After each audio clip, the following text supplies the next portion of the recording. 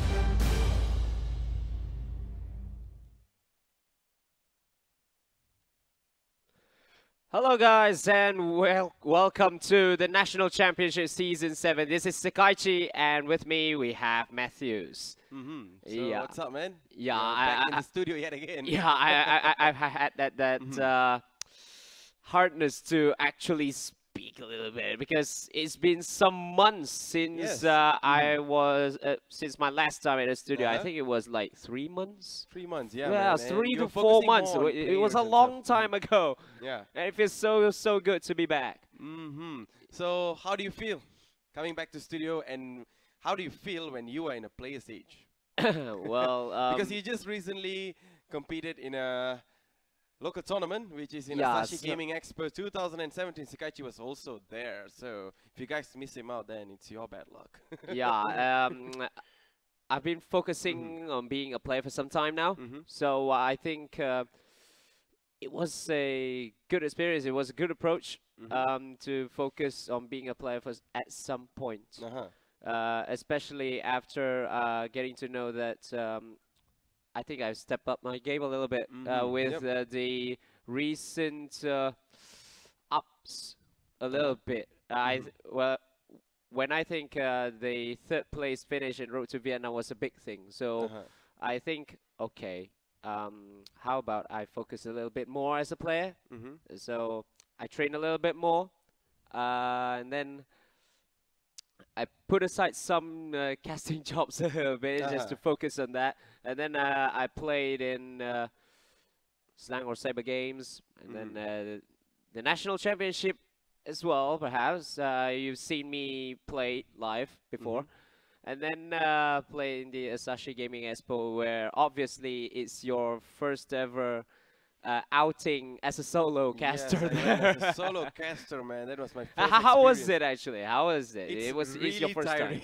time. Yeah, I knew it. It was very tiring. I told you that. Yeah, and, so Sekaiichi came and told me that it's going to be a tough job, but he can do it. He just gave me some motivation words because he has way more experience than me when it comes to casting, even alone. So he was actually telling me some wise words, what to do and what not to do. Well, everything went well, and it was my first experience, and I still believe there's more rooms to improve, actually. Yeah, and we can see how the future works for this. Yeah, so, well, for myself as well, I came back here thinking like, wow, I'm finally coming back to the studio, like, after some months. It's not some weeks, it's some months. So it's like something else for me. So, yeah, welcome back, Sekaiichi, to the studio. So, yeah, before we go into our game, just want to ask you one question, Sekaiichi. Yeah. You competed against a Pro Evolution soccer player during Asahi Gaming Expo 2017. Yeah. What's the difference between our mechanism and theirs? Well, I think that player in particular, he approached FIFA Online 3 in his own style, in his own stuff from when he had a PES, because he is a pro player in that field. So he very much approached F.U.T.E like how he approached PES. It is like very slow pace game. It's like a try to build up from the back and then hold possession a little bit and then catch your opponents on the break. So I got that a little bit, and yeah, thankfully and luckily I went over in it. And yeah, I'm quite interested in joining some PES tournaments in the future because I see there are some gameplays that quite similar to some of the players in F.U.T.E, like Maestro. Because it is quite similar, just that the approach during the attack is quite different a little bit. Yeah, it was a very, very good experience. That's one of the best moments, I think, to get to know some more players from outside of the F.U.T.E field. So that's his words from facing a Pro Evolution Soccer player. Well, let's see what future holds for Pro Evolution Soccer and FIFA. Let's see, because I'm interested in going there as well. Let's see how it goes for myself. Maybe I'll get thrashed there as a maybe as a revenge for what I did on that particular day. Okay, so back to our game today. So we have a very exciting match. So it's going to be F.U.T.E going against Orange RF Maestro. Yeah, so the last season's champion will be going up against the team that will be making their debut in this season. It is going to be Royal Flush Maestro going up against Fight Until the End. Yeah, it's quite a new... Fight Until the End. All right. It's quite a new team in FIFA Online 3, actually. Fight Until the End. Actually, they've had some achievements already in big stage during the Golden Screen Cinemas Championship, GSC Cyber Games. Yeah, we were there hosting it, and they got 3rd place. And it is very, very huge as well. Yep. As a breakthrough. Well, I saw their gameplays and stuff. They're quite good.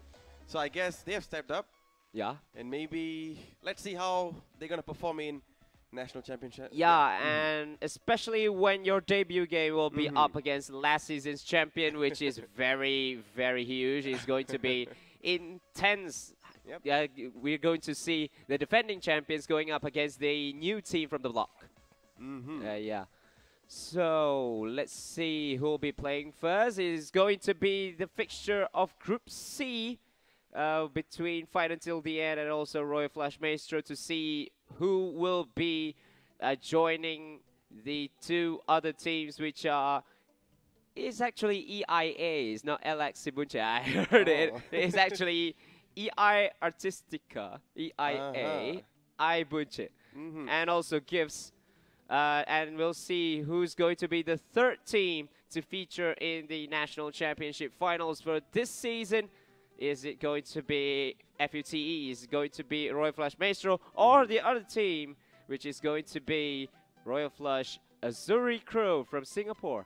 Alright, so Sekaiichi.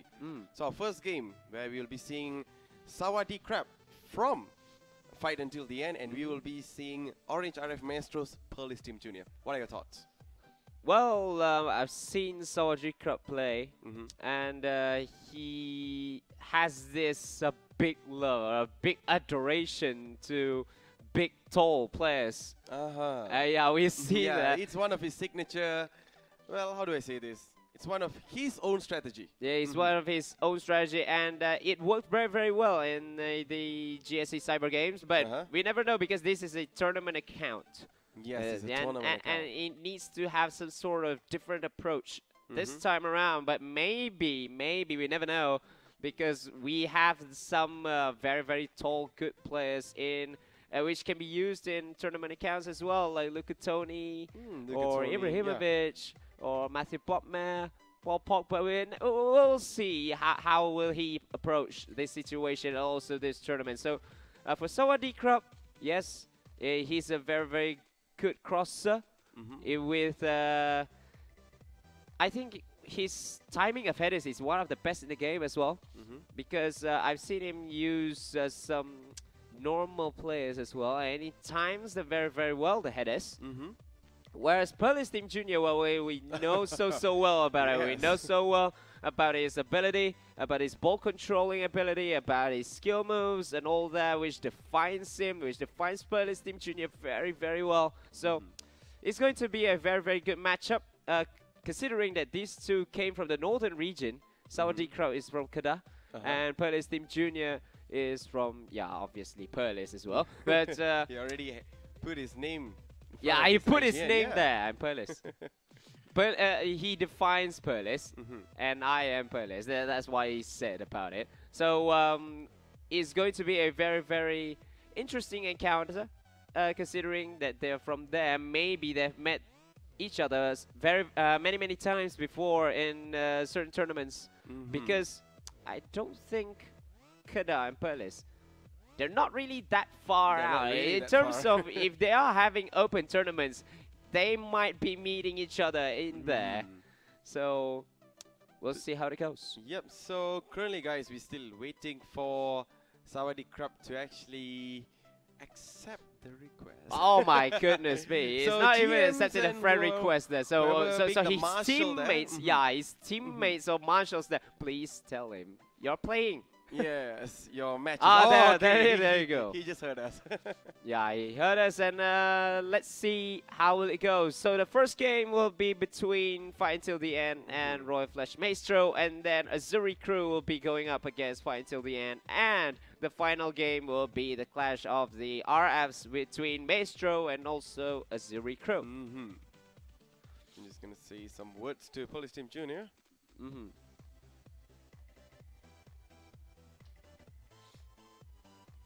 So they are in the lobby. They're just switching sides and everything. So would you like to take them straight in? All right. So if they are ready, then let's go in. Yep. Let's kick it in.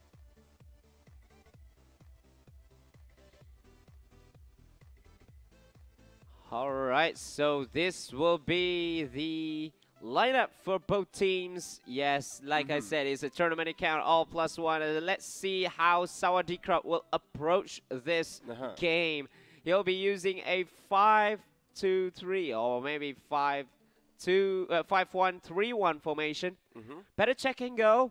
Jose Basingua, Patrick Vieira, Neves Subotic, Yohio Chiellini, and also David Alaba as the back 5 there, supported by Nemanja Matic, who's been doing very, very well for Manchester United. Yes. And also Serbia. Serbia. Serbia. He's actually being one of the key players there. Yeah, he's one of the key players in World Cup qualification. I heard there. And then the 3 midfielders are going to be Ronaldo on the left, Yaya Toure just behind the main striker, and also Iron Robin being on the right side, and also Luca Toni as the main man up front. Like I said, yes, he will be going with a very, very tall approach with Toni and Toure there. Well, I don't see any players which is below 1.7, I guess. Yep, there's nobody below 180, man. I think Robin Robin might be 181. He might be the shortest man on the pitch now for Sawadee Crab. Yeah. So let's have a look on Police Team Junior's side, where on goal we see Petacek. On the back 4 we see Jose Basingua, Lauren Koscielny, Vincent Kompany together with David Alaba, and the midfields we see Patrick Vieira, Nemanja Matic, Anton Griezmann, Ronaldo together with Zlatan Ibrahimovic, and one lonely striker considering of Miroslav Klose. All right, so let's see. Actually, which of the players are we going to make it our man to watch for both these players? Well, for me, when it comes to Sawadee Crab, he's very good at using Luca Toni. On the other side, we saw how he was actually utilizing Peter Crouch back in GSC. No. It was actually Alex Maya and also Cristiano Pelle. Pelle. But still, we saw lots of goals coming from Peter Crouch on that day. All right, so let's have a look on Police Team Junior, where the man to watch is Miroslav Klose, who is having a very low morale. Well, it is sort of Police Team Junior, really, because he puts his faith on all the 11 players that in his that are main players for him. He doesn't care that the player is low on morale or not. I'll just use these 11 players and go on with it. Yep. That's how Police Team Junior is for years and years. Alright, so it's going to be night, sunny, 6 minutes, going to FIFA Online 3 standards. So where are we going?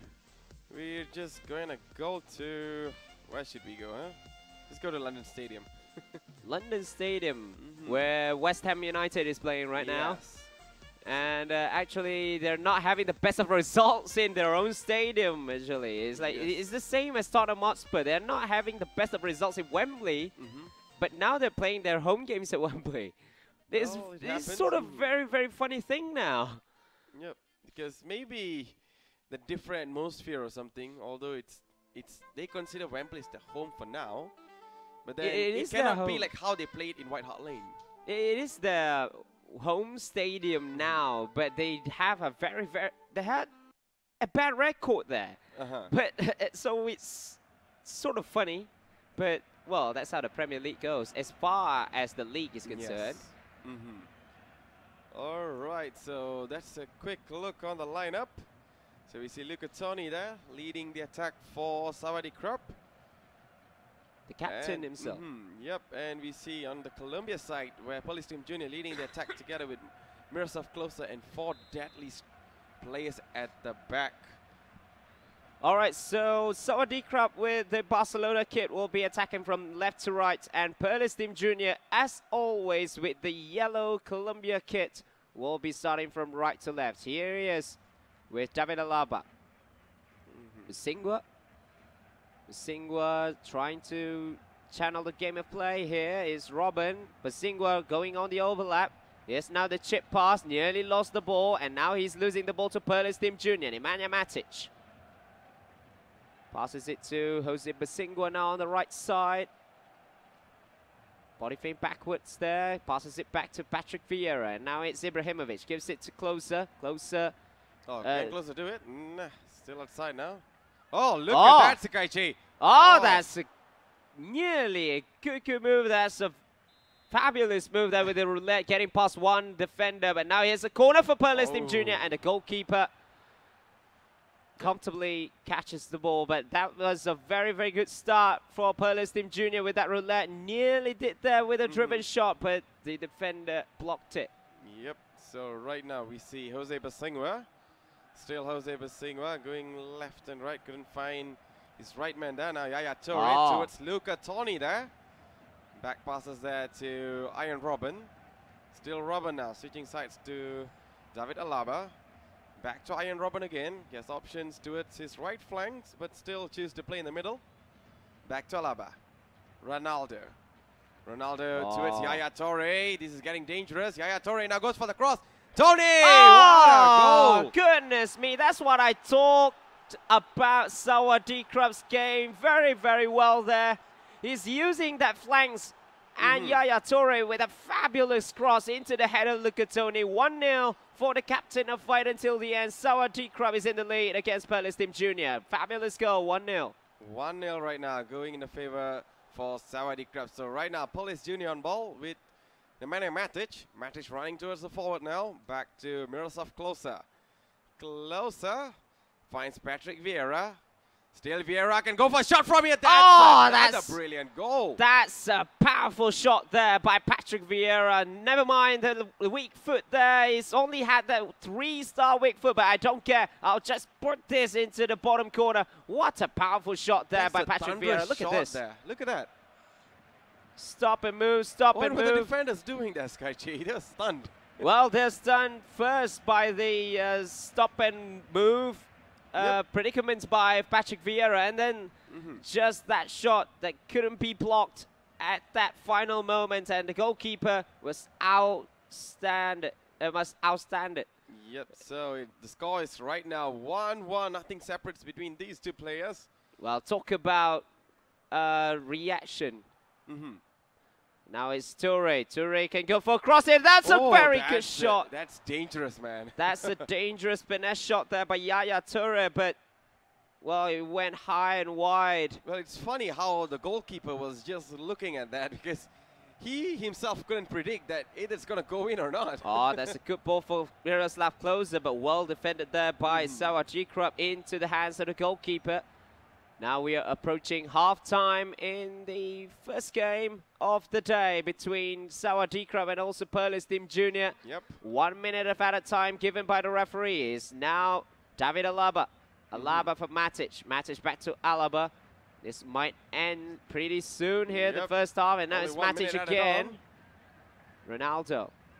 Ronaldo still finding that a safe area to pass here. And it will be halftime after the pass was actually, it was overhit. So it's going to be 1-1. Oh, look at the possession play. Oh.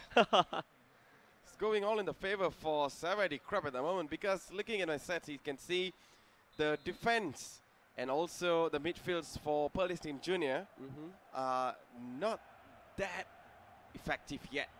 Maybe he's not trying to use them as much. I don't know really, but then only we see Patrick Vieira performing. Yeah, for Police Team Junior, it seems that only one man is playing well for them. Now look at that. He just keeps on losing ball. Yeah, look at Miroslav Klose just losing possession over and over again. Never mind the low morale though. Now here's Sawadee with his usual possession play. And now he's lost the ball to Police Team Junior. Here's now Miroslav Klose, gives it to Antoine Griezmann for Ronaldo. Ronaldo with a chance. Ronaldo with a chance. Ronaldo scores. And that is 2-1 for Police Team Junior. That's typical of him. Skill moves, everything. Look at that. Oh, just chops it past one defender. Then he gets the one-on-one chance. It is now 2-1 in favor of Police Team Junior. The captain himself for Royal Flush. Maestro, the champions. Well, it shows how he can easily penetrate into the defense where 6 men were standing for Sawadee Crab, but then somehow the lack of center defensive midfielder, maybe another center defensive midfielder's absence there, made Ronaldo to run towards him. Yeah, and that's actually a good passing movement as well by Police Team Junior. Was on point. Yeah, the passing movement was facing the defender. So now Police Team Junior just won the ball at the edge of his own area. Now he just lost the ball. Robin gives it to Basingo. Basingo on the right side this time. Can he find a cross here? Sawadee up. Oh, that's a bad ball. Just lost it to Police Team Junior. Now it's Ibrahimovic. Lays it off to the front there, Sekaiichi. Well, he's not using it. Oh, that's a good move by Police Team Junior. Maybe a chance here for 3-1. Oh, Police Team Junior. He used his skill moves. He is so calm. Yeah, he's absolutely composed with that skill moves, and that is what he does best. Look at the movement in the middle only. He says to Miroslav Klose, all right, thank you very much for the decoy. I don't need you.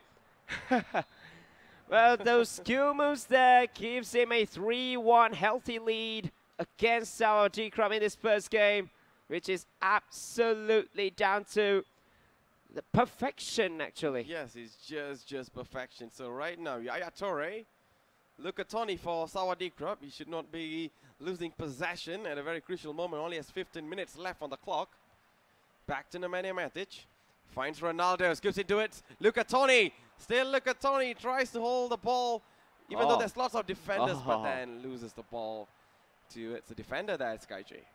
Now it's Police Team Junior again.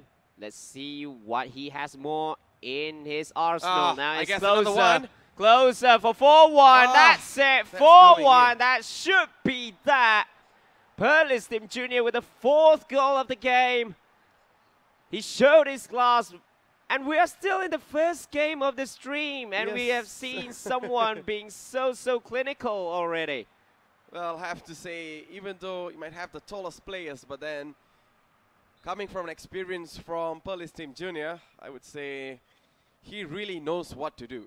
Yeah, he knows what to do against these kinds of physical players, because sometimes these physical players are not really that agile. Yes, true. So that's what Police Team Junior did to kill the game off, kill the defense of his opponent off. Yep. Now it's Tony. Oh, tries to chip it towards Yaya Toure. I have no idea who he was actually targeting towards the chip there. And this one also is just targeting the defender. Just trying the luck there. Oh, might be the chance for 4-2. Oh, he's trying to lay it back. He tries to lay it back to Iron Robin. He's not even running. Robin was already behind the defender, and there you go, people. That is it. Police Team Junior with a very convincing win. A 4-1 victory over Sawadee in the first game of the day between Fight Until the End and also Orange RF Maestro. Well, Domination? Total domination. Looking at my stats, I can see how many of his players were actually penetrating into his defense, pulling his defense towards the front, where he has Ronaldo and also Zlatan, who's running freely, and he's also good with the ball, and he knows how to perform all kinds of skills to lose his opposition there. Well, that's what I said about 4-2-3-1. This formation 4-2-3-1 is being widely used in FIFA games, and never mind FIFA Online 3 or FIFA Series. But for what extent are you using that 4-2-3-1? Firstly, for someone like Joker, he said that it is for defending. Okay. Because it defends because you can have like 9 players in your own half, or maybe 9 players at your final third to defend your opponent's attacks. But for some players, it is for possession-based play. For someone like Winters told me, it may be for possession-based play. Possession-based play. But for Faithlyn Jr., it is a new dimension of 4-2-3-1 already, because that one striker, that one target man, is actually not a target man. It's actually just a decoy. That's why he never cared about that Miroslav Klose having so low on morale. He's playing like he's having 10 men, but he's using the center attacking midfield, which is Ibrahimovic, very, very well, because he knows. He knows that Ibrahimovic can dribble well. He's have this agility and also dribbling ability, and he used that to perfection. He never even used Klose until that 4th goal. Yes, true. Klose was actually like a free player. Yeah, he's actually running around. The one who's effective for his attack was Zlatan Ibrahimovic. Yeah, so Klose is actually just acting as a decoy, as what Peter Crouch used to do when he was at Tottenham Hotspur. It's just a decoy. And then the other striker who's going to be in that hole between the final third and also the box is like this 20 to 25 meters from goal. You will have this one player roaming in the hole to implement damage. So that's what Faithlyn Jr. did, and that's what he does best in that game just now against Sawadee. And Sawadee with 5 defenders. He's had 2 players covering Miroslav Klose already. One covering the left midfielder, which is Ronaldo. One other confronting Antoine Griezmann. And then the defensive midfielder was nowhere to be seen. That's the main point. That's the main crunching point that crushes Saudi Croat's defense. Was where was that defensive mid go? And then that's where Ibrahimovic will implement the maximum damage possible. Yes, he was because if you want to see it again, if you want to see the game again, he's been attacking to the middle all along. 5 defenders. How can you attack from the middle? That's what you call as a tactical strategy. That's a genius play right there. That's a genius play. So Faithlyn Jr. with the first win. So off we go to the second match of the day. It's going to be X-Santos going against Faithlyn.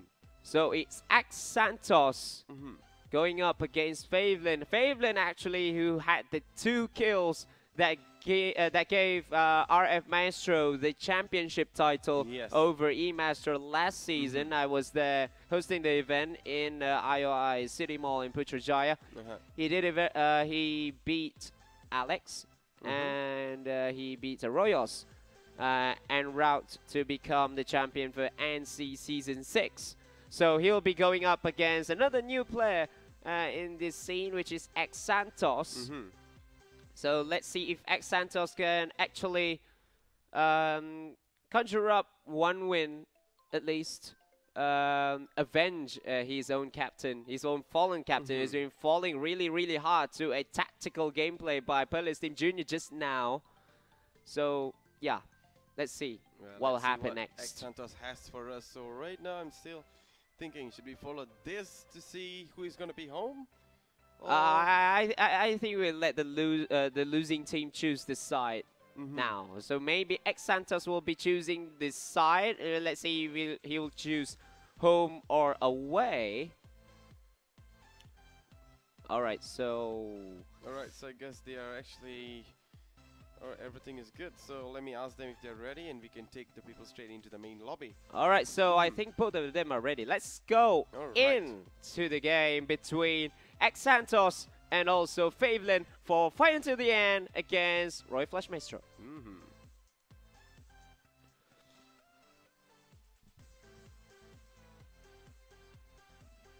Alright, so we're in the main lobby right now where we are seeing X-Santos and also Faithlyn. So on my left, I can see X-Santos lineup where on goal we see Manuel Noy on the back four, Jose Basingwa, Sabotage, Chiellini, and together with David Alaba. And in the midfields, we see two center defensive midfielders consisting of Yaya Toure and also Patrick Vieira. On the flanks, we see Messi and also Gareth Bale. And the forwards up there is going to be Ronaldo. And we might see another decoy this time. Miroslav Klose. I don't know if he's going to be a decoy as center forward. One thing there, Sekaiichi, you have to know his traits shows that his attacking is just mid. So maybe that's the reason why. Maybe that's the reason why. So for Faithlyn this time, he'll be using a 5-man defensive formation. It's going to be a 5-2-3 formation with Petr Cech in goal, Jose Basingwa, Laurent Koscielny, Vincent Kompany, Pepe, and also Marcos Rojo as the back five, supported by two very, very tall Frenchmen in the form of Patrick Vieira and also Paul Pogba. And the three strikers are going to be Ronaldinho on the left, Pierre-Emerick Aubameyang on the right side, and also Zlatan Ibrahimovic. This time he's going to be the target man. Yes, and looking at Marcos Rojo, look at this. It's a centre back.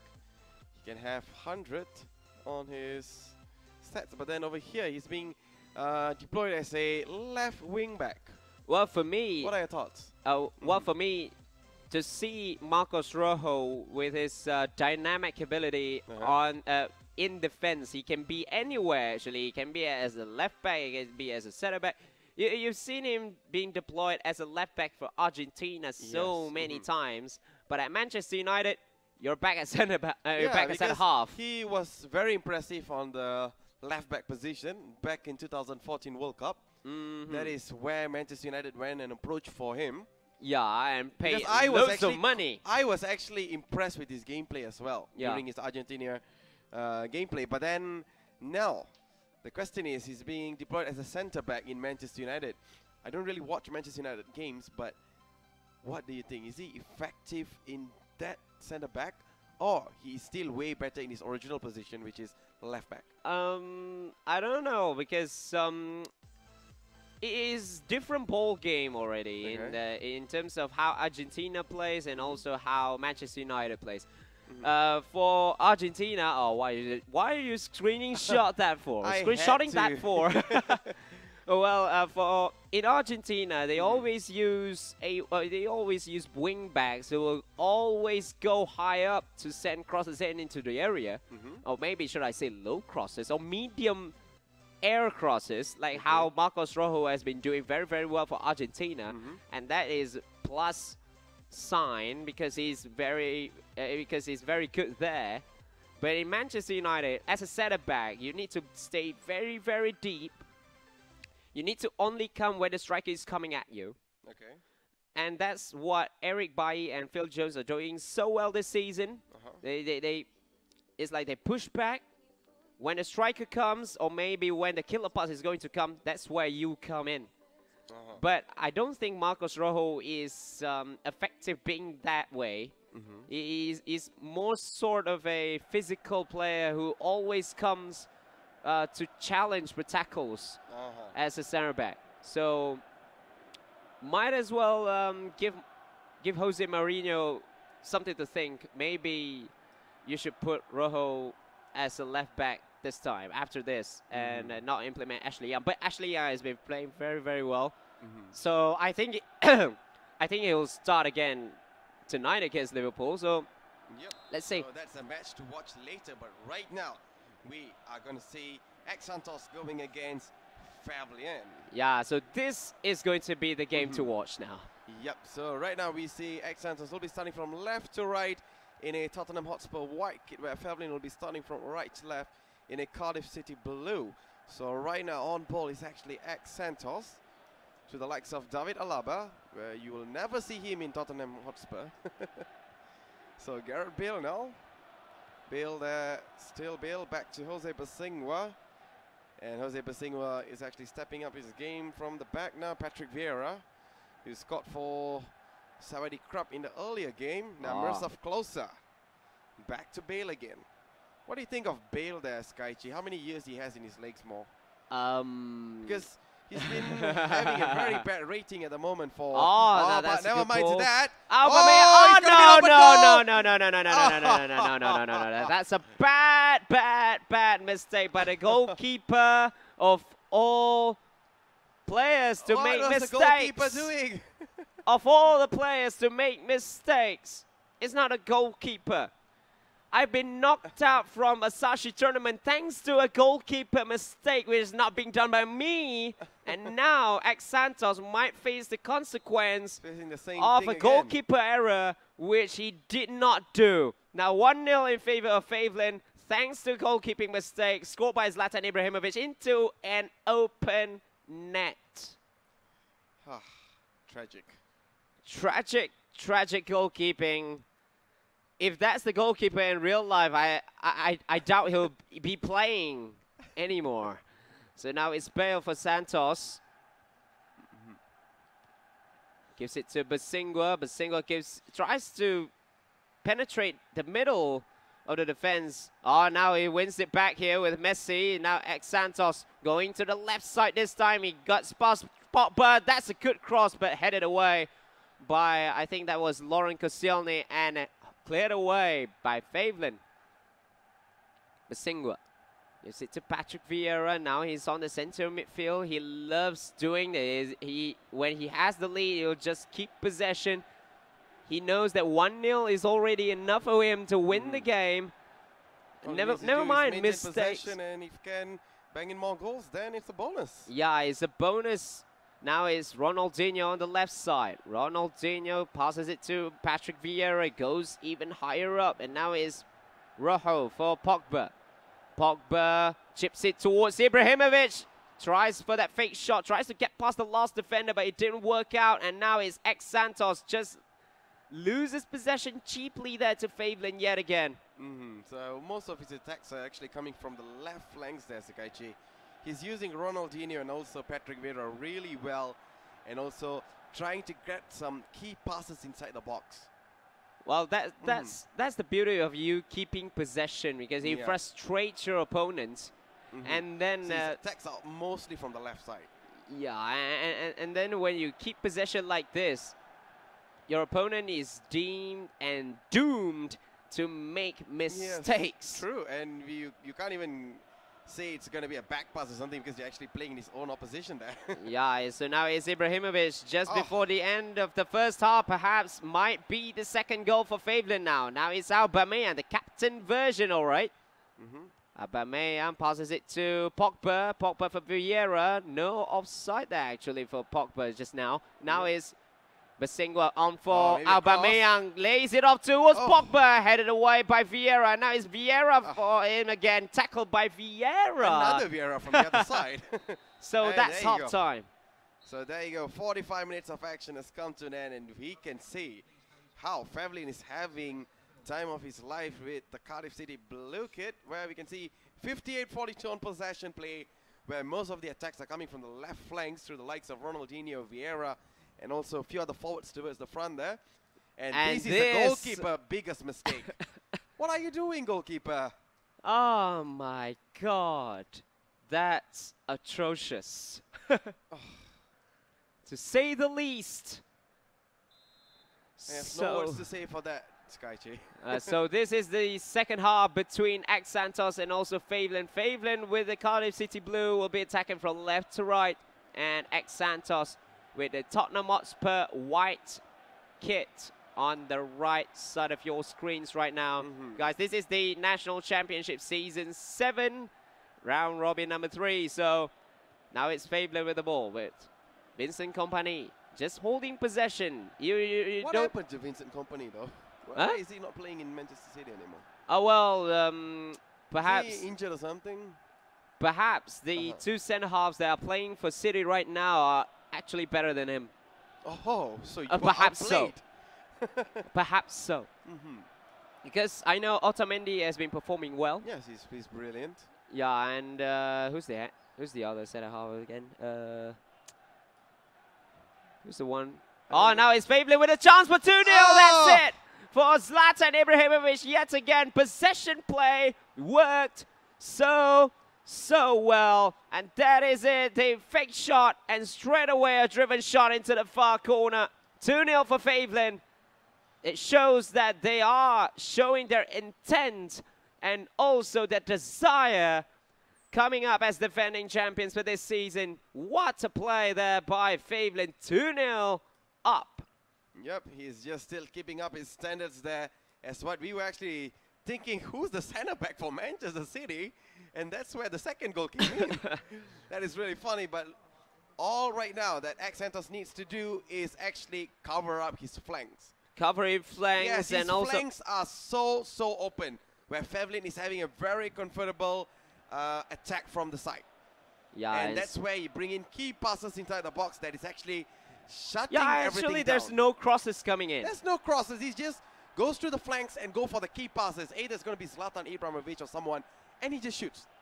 Now it's X-Santos with Closer. Closer tries to get past Company, but he is very good in this game as the loyal player season is concerned. And now it is counter-attack for Faithlyn. Two players are open now for Faithlyn. Now Aubameyang on the right side. Perhaps we might see a cross finally. No, well tackled there by the defender. So right now, Lionel Messi. Oh, Messi's pass is cut no, off again. This is one of the things that he should be avoid doing it in a very crucial area. There's still room for comebacks, but then doing mistakes like that is going to cost you a lot. Yeah, but and Faithlyn having only 2 centre mids. Yeah. I can't believe how he actually could cover the whole Look at that Sekaiichi. Yeah, he got past 2. He's trying to get past the third defender. But it shows how confident Faithlyn is. And now he's going gung-ho here. X-Santos. He's only had less than 8 minutes to play. Less than 8 minutes now. So right now it's Gareth Bale. All Bale needs to do is actually perform. He's quite silent in the game there, Sekaiichi.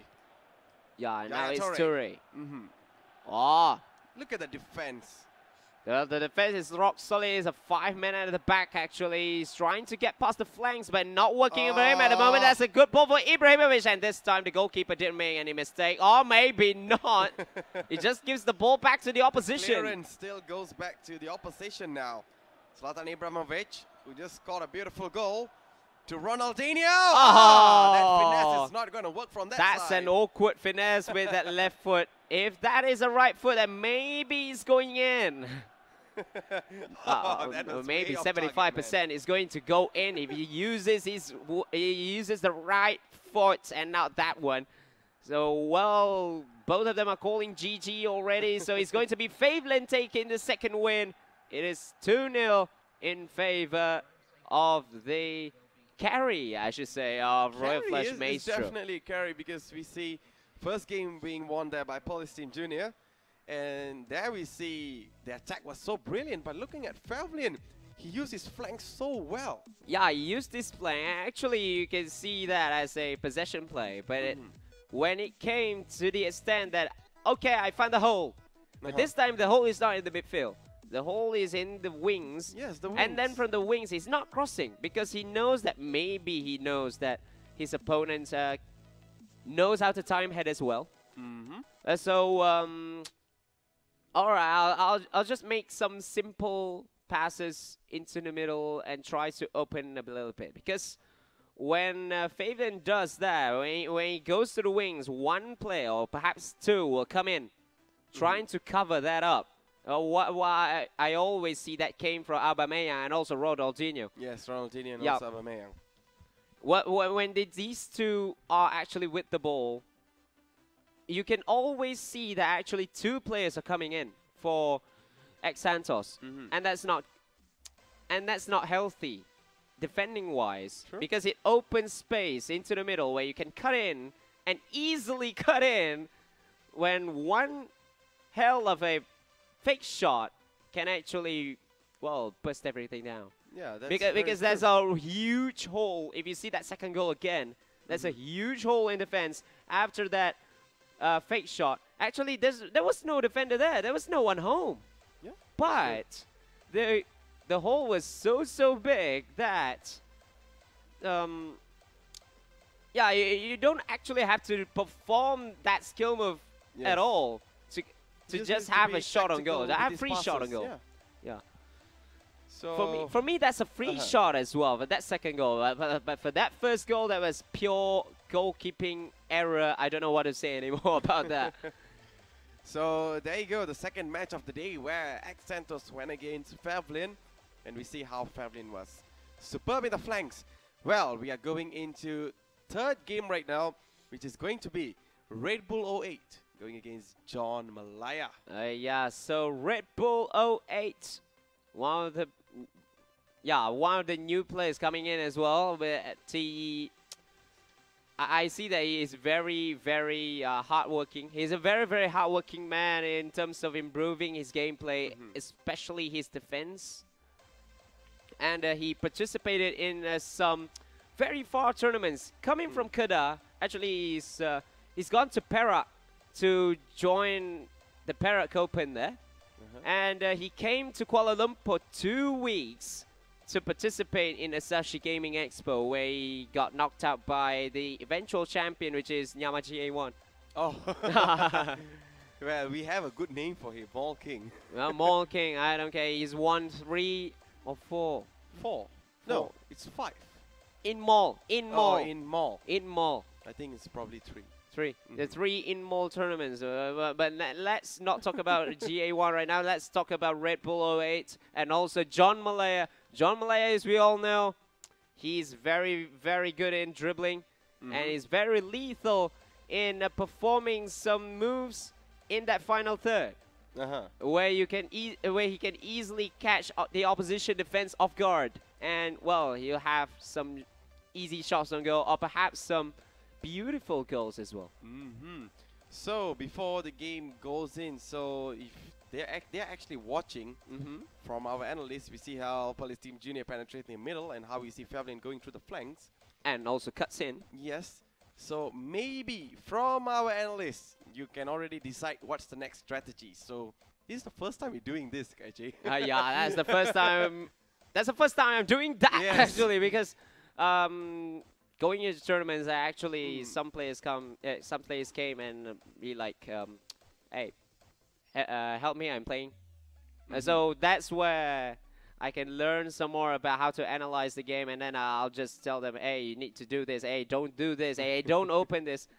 Because he's doing this all the time. Oh, he's penetrating you all the time from this area. So I think that's a new learning experience for myself. Yeah, because on the other side, it's not all about casting. It's not about shouting goal and blah, blah, blah. Sometimes people do ask what are the best strategies. So it's our job to actually analyze things well. I also wrote down so many formations stuff over here. We need to get that footballing brain out. Even if you guys watch in real life football, even after match ends, that's where the 3 people there will be putting up a paper and deciding what went wrong. And they always quarrel as well. They always have this fight as well. Hey, you're saying this wrongly. Hey, no, I don't agree with you. I think it should be like this. I was like, really? Well, nonetheless, it's game time now. The players are in the player selection, where Red Bull 08 will be going up against John Malaya. The Red Bull 08 will be using a 5-3-2 formation. Better checking go. Maicon, Neven Subotic, Patrick Vieira, Hugo Chiellini, and also David Alaba as that back 5 there, supported by Nemanja Matic. And then the right and left side occupied by Cristiano Ronaldo and Lionel Messi, 2 of the golden players of our generation. But now they're playing quite deep in that wing area. And then the 2 strikers are 2 target men who are very well known for heading abilities, which are Yeah, which are Luca Toni and also Miroslav Klose. So under there. So let's have a look on John Malaya's team, which is on the right side on the Napoli logo. So on goal we see Perchak in the back five. We see Jose Basinga, Lauren Koscielny, Patrick Vieira, Vincent Kompany together with David Alaba. In the midfields we see Paul Pogba, Antoine Griezmann together with Ronaldo, and the two strikers up there consisting of Zlatan Ibrahimovic and also Dekau. So it's well, yeah. That's a man to watch. That's a man to watch. Let's see his stats. You mean Dekau? Yeah, Dirk Kuyt. Why can't you? All right. Well, it always happens. Why is that? All right, so let's have a look as a striker. All right, so he has a very good heading ability, ball control, strength. Might not be the best in speed, but somehow his positioning is good for a +1.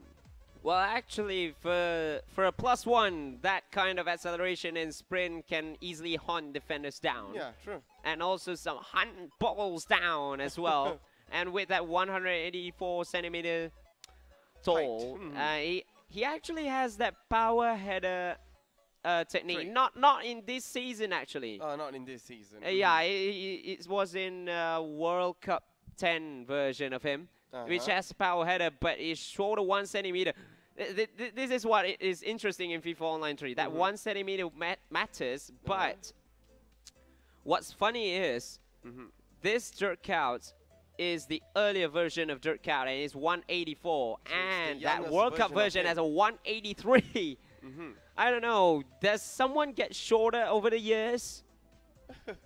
Well, on the other I get the joke now. Now that's why. Well, Sekaiichi, looking at the formation, not much of a difference. Yeah, not much of a difference. Just that Red Bull's midfielders are being placed quite deeper. Yeah, where we see the likes of the Nemanja Matic. Yeah, the Nemanja Matic has been put as a CDM, while John Malaya puts Pogba as a centre mid. So actually, that centre back for John Malaya is more of a defensive midfielder that didn't go up, that doesn't go up. Doesn't go up. Yeah. So that's why he puts that as a CB instead of a CDM. Whilst for Red Bull, actually, that is a pure centre back because, yeah. Well, I'm actually curious why he's actually playing Patrick Vieira in a centre-back position, although he can be performing as a centre defensive midfielder, but then centre-back is not in his traits. But then we can see he still has some defensive abilities where interceptions, aggression level, well, his agility. My concern is about his agility, actually, Patrick Vieira, because he's quite low on that. But most center backs in this game has low agility, although that agility stat is one of the most important stats you should see as a defender, especially at a center half or a sweeper. If you want to have a good sweeper, actually, you have to get good agility. For strikers, actually, you need to have good balance. But most players do not foresee that. Yep. All right, so good luck, have fun. I think we are the only ones who can see that, actually, because the chat is in blue. All right. So it's going to be night, sunny, 6 minutes. This time we're just going to play it in Etihad. Oh, Etihad Stadium, where that's the place of the current leaders of the Premier League, Manchester leading City. United by just 1 goal. Well, I have one question there, Sekaiichi. You're talking about Manchester City, right? I would say Chelsea's biggest loss is actually selling Kevin De Bruyne. Because before he even came to Chelsea, he was a very good player. He was already marked as one of the youngest potential players for the future. Prodigy, But I do not know why Jose Mourinho doesn't seize what he has. Well, actually, it's not really. It's not only one player in particular that even Lukaku. He overlooked. Yeah, it's Lukaku as well. But you need to see what's happening during that time. For De Bruyne, he could not challenge the likes of Eden Hazard. Yeah, it's true. Or or should I say, William there during that young, time yes, was very, very good.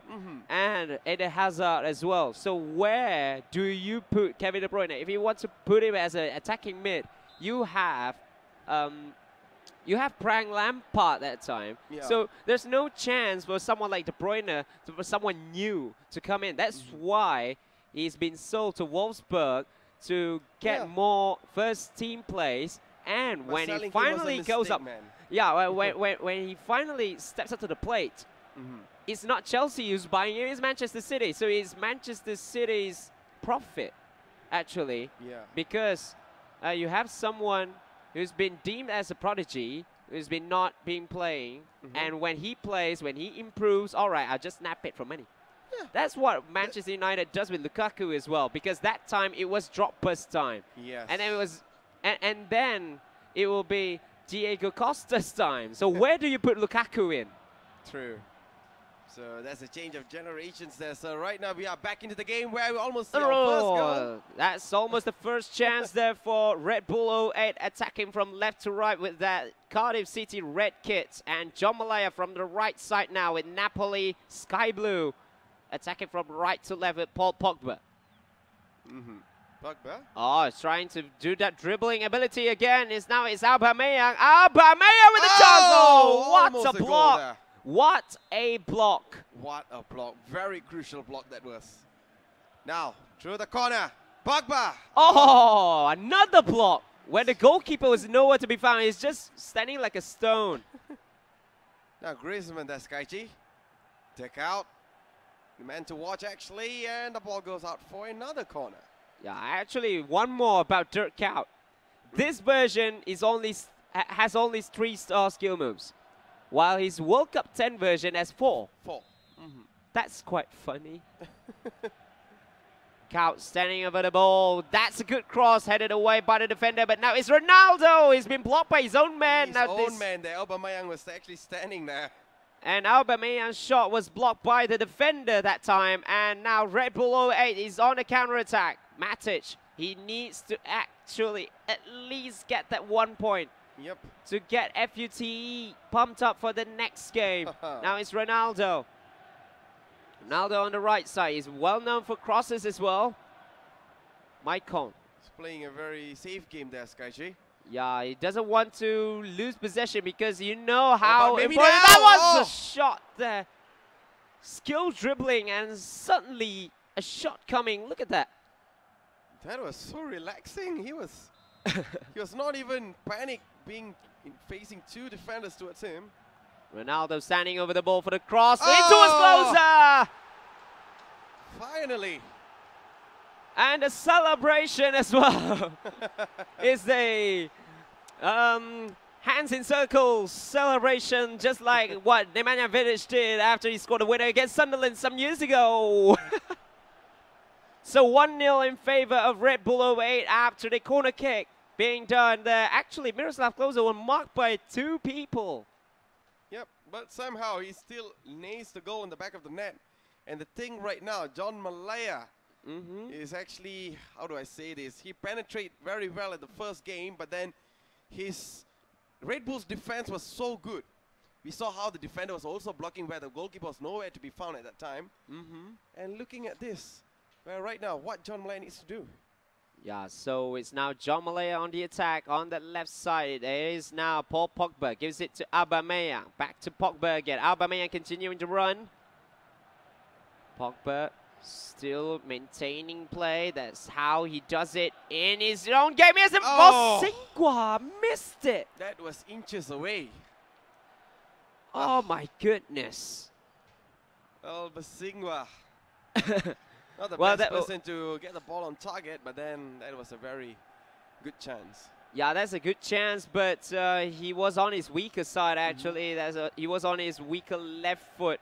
So it's no surprise, really, that he just wide, actually. That should be the equalizer for John Malaya. Yep.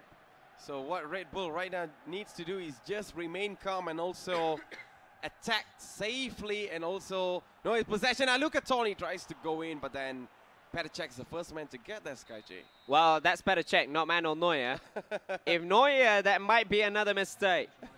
I've had enough from Neuer, at least in this game. Yep, so it's going all in the favor for Red Bull. Red Bull at the moment with 61-39 on possession, where we see Red Bull defense were very solid in the back line. Not much of a difference for these two players in terms of formation, but then in terms of gameplay and also calmness towards an attack, we see Red Bull 08 is performing really well. Yeah, and you see as well, he knows that John Malaya's strong point is on the middle, attacking from the middle. Yes. So that's what he does. He compacts it in the middle. Look at this. He compacts it in the middle and nearly made a mistake there. Oh, no. No. That surely is something else. Nearly a mistake is there. So good, man. Yeah, but he nearly just lost the ball in a crucial area. Now that's a good ball in towards Luca Toni, but it was overhead and headed away by the defender into the hands of Petacek. But that's what I said just now. Red Bull 08, he knows the gameplay of John Malaya. He's always attacking through the middle. He just makes it as compact as possible, that 5-man defense with the center defensive midfielder as well, not going up for the attack. Yep. And that's how John Malaya could not go on a counter, because now he's on a counter here. Red Bull gives it to Miroslav Klose. Klose on the left side this time. Tries to get past Vincent Kompany. Back again for Messi. He needs to go back deep because the defenders are pressuring him. Now it's Maicon, gives it to Toni. Toni chips it towards Ronaldo! Oh, what a save! What a save! Oh! That's almost a mistake there between the goalkeeper and also the defender there. Oh, almost a mix-up there, but now it is John Malaya yet again on the attack. Now it's Antoine Griezmann. He needs to go to the wing now to try and penetrate from the wings. Now it's Aubameyang, gives it to Pogba. Pogba tries to find Count, but well defended yet again by Red Bull, who's been performing very, very well defensively. Look at Toni now. Oh. Messi right now on the left flank. Still Messi for Red Bull 08. Messi on the left flank. He can go for a cross from here, being pressured by two defenders. Cross comes in. Toni! Oh, he just that mistimed. He just mistimed the header there, Red Bull. That was almost certainly a 2-0 scoreline. Now is John Malaya on for Ronaldo. Maybe this time the cross comes in, headed away by the defender. His defense is super solid there. Yeah, and that's the first time I've seen John Malaya cross the ball into the box. He needs to do that, and now it's Ronaldo. Ronaldo with a chance. Ronaldo scores! He finds it towards the likes of Cristiano Ronaldo, who is the man to actually find the missing puzzle.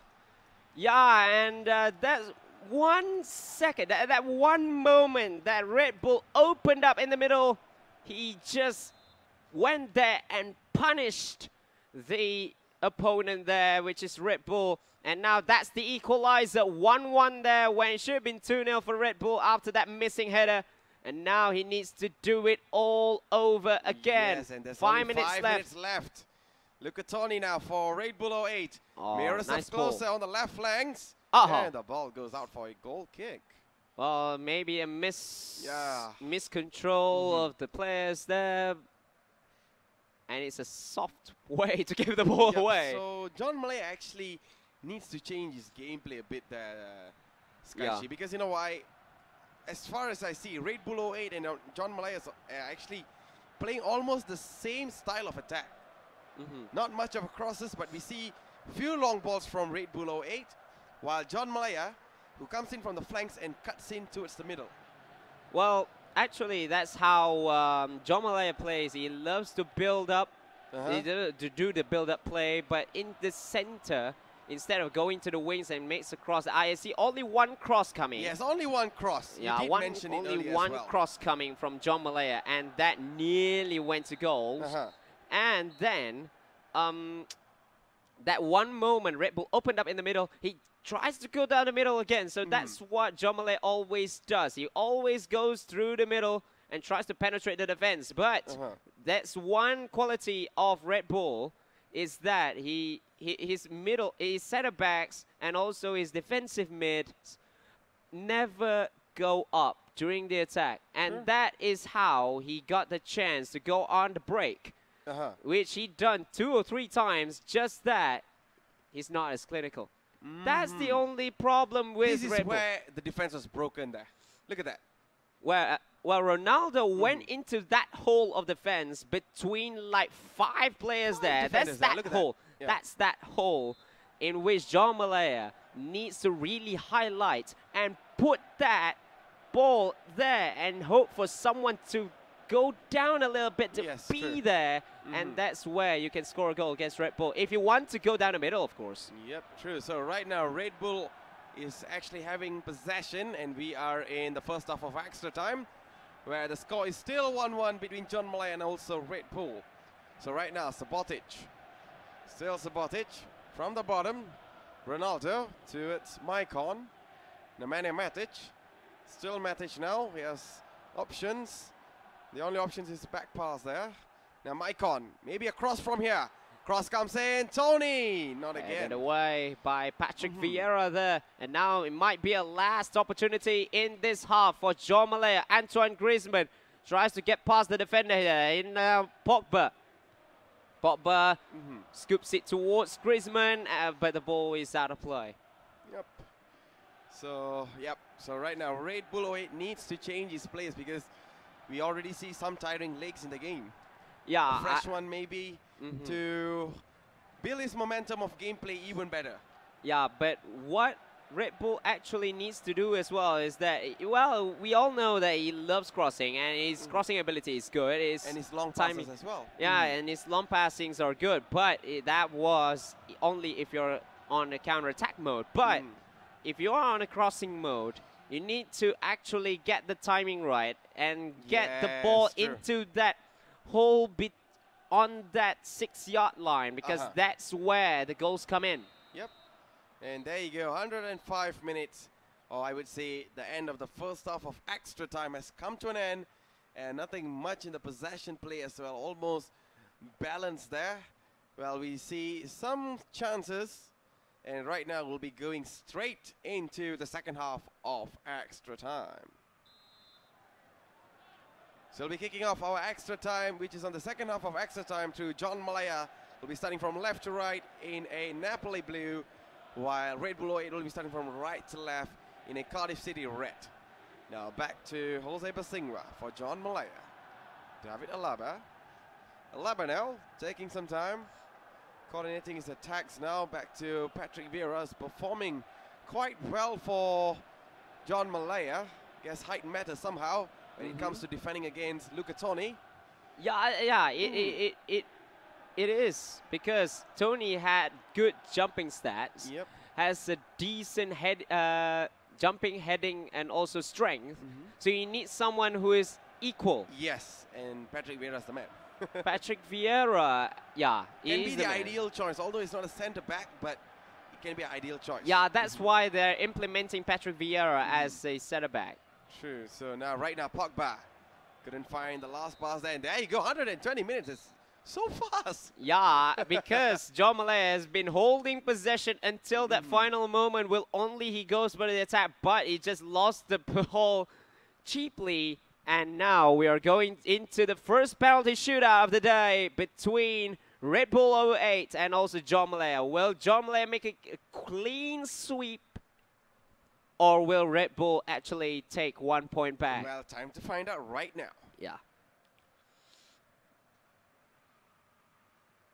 So there's a bit of few highlights where Ronaldo bags in a goal there. All right, so we are into penalties right now, where Red Bull A through the likes of Ian Robben.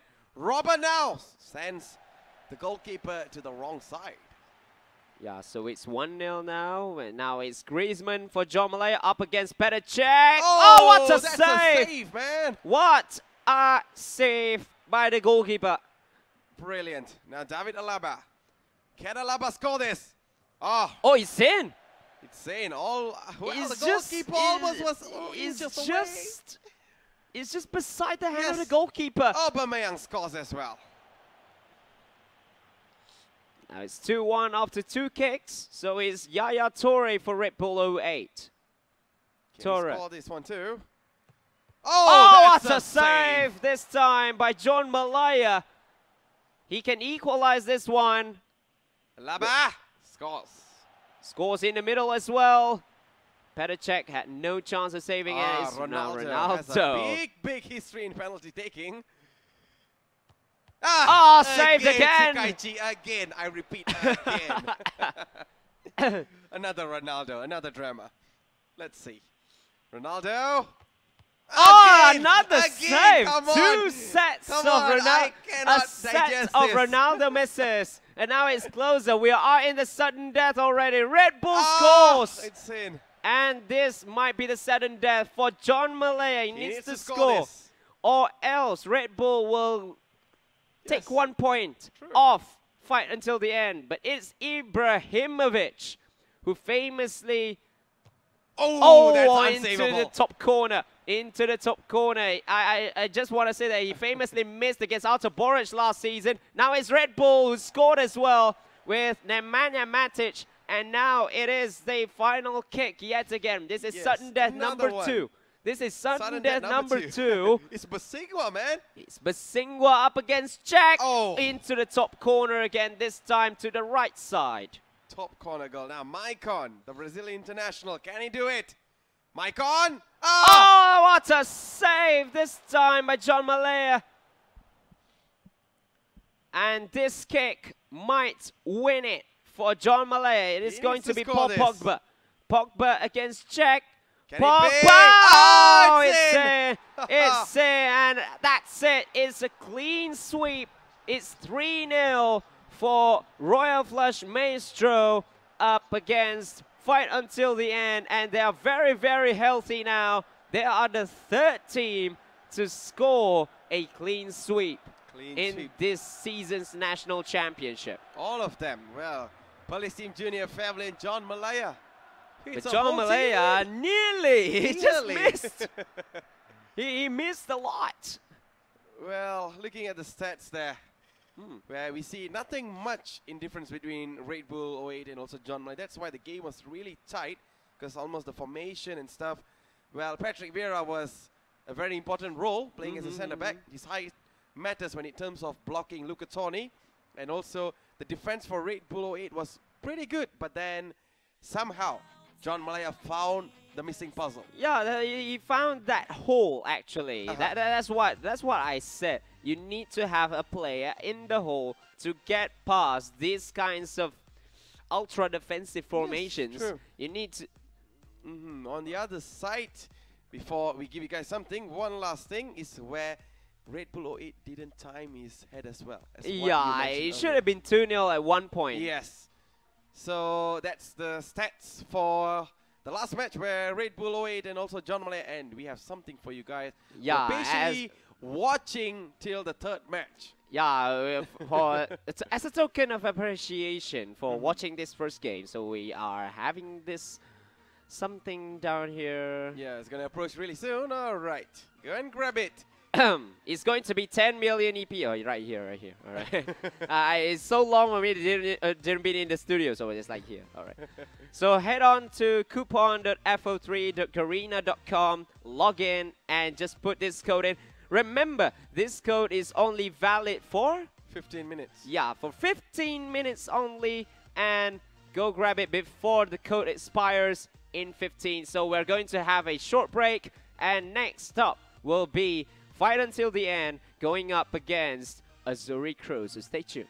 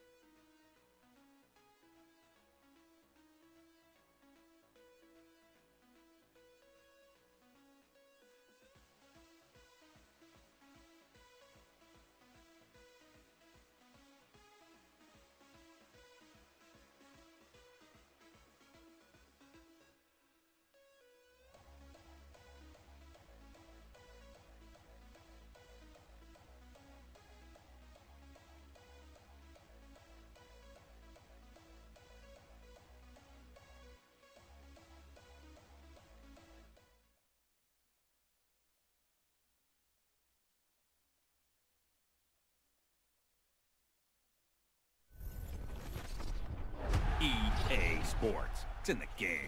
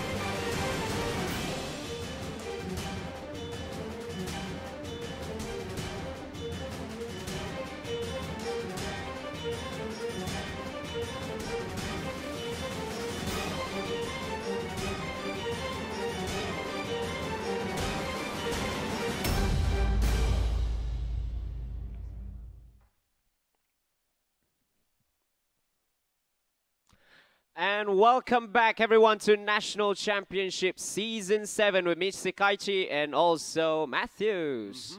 So, what a day we had. Yeah, it's only the first game just now. And we already have a fascinating sets of matches. Yep. Wow. All right, so next up is going to be Fight Until the End yet again. They will be going up against Azuri crew from Singapore. Singapore team. Yeah. So what are your thoughts, man, from Singapore? We don't see Amran or much of the other players we see from our previous national championships, but then this time we see Hard Rocks is still there, and we see Jaron is coming in together with Fordino. Yeah, so that's very much is going to be the lineup for Team Azuri crew. But for me, they're the most consistent Singaporeans we have in FIFA Online 3 right now, because they are in their third season in FIFA Online 3 National Championship. Third season. And in their first ever season, they managed to go all the way into the National Championship finals. That was back in season five. Yeah, that was back in season 5 where they finished 4th. You were there, casting here. I know.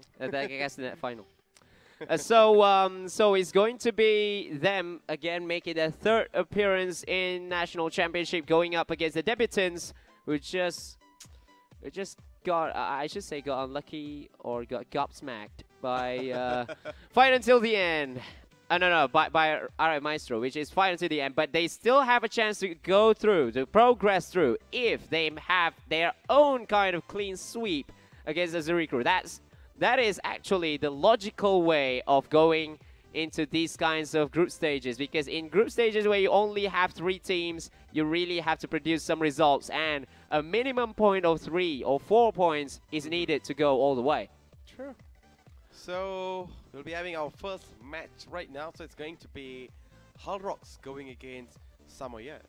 So Samoyed, he is actually the only Kuala Lumpur based player in Fight Until the End. He's making his debut. From the north, right? Yeah, all the others are from the north, and he is the only one coming from Kuala Lumpur. I think he's just 15 or 16. So let's hope that he makes a good debut for himself. It is a good experience for him as he progresses in his own FIFA Online 3 career. I always see him play himself alone in LOL Cafe.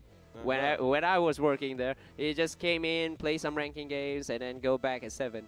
Oh, he's just actually training himself and stuff. So yeah, he's actually a good player. His ranking points are going up and up and up and up, and that's where Fight Until the End saw his talents and take him into the team. And actually, he had that 100% record in the National Championship qualifiers. Just that I don't know what in their minds that they're putting Samoyed only in that second game. They never put him in that first game. Maybe he couldn't get out of the house by that time. Okay. Well, that's parental problems 101. No, that's parenting 101. Especially if you have a gamer Asian-born person there, so you should face all this. It's normal. Especially if you have a gamer son who is so young, We do have some young players that can play in big tournaments as well. That their parents that are like, all right, we don't care. If you want to go tournaments, just go. Bristol and let me you. All right, so they're actually ready, there, Sekaiichi. So, should we bring them straight into the main lobby? Let's go.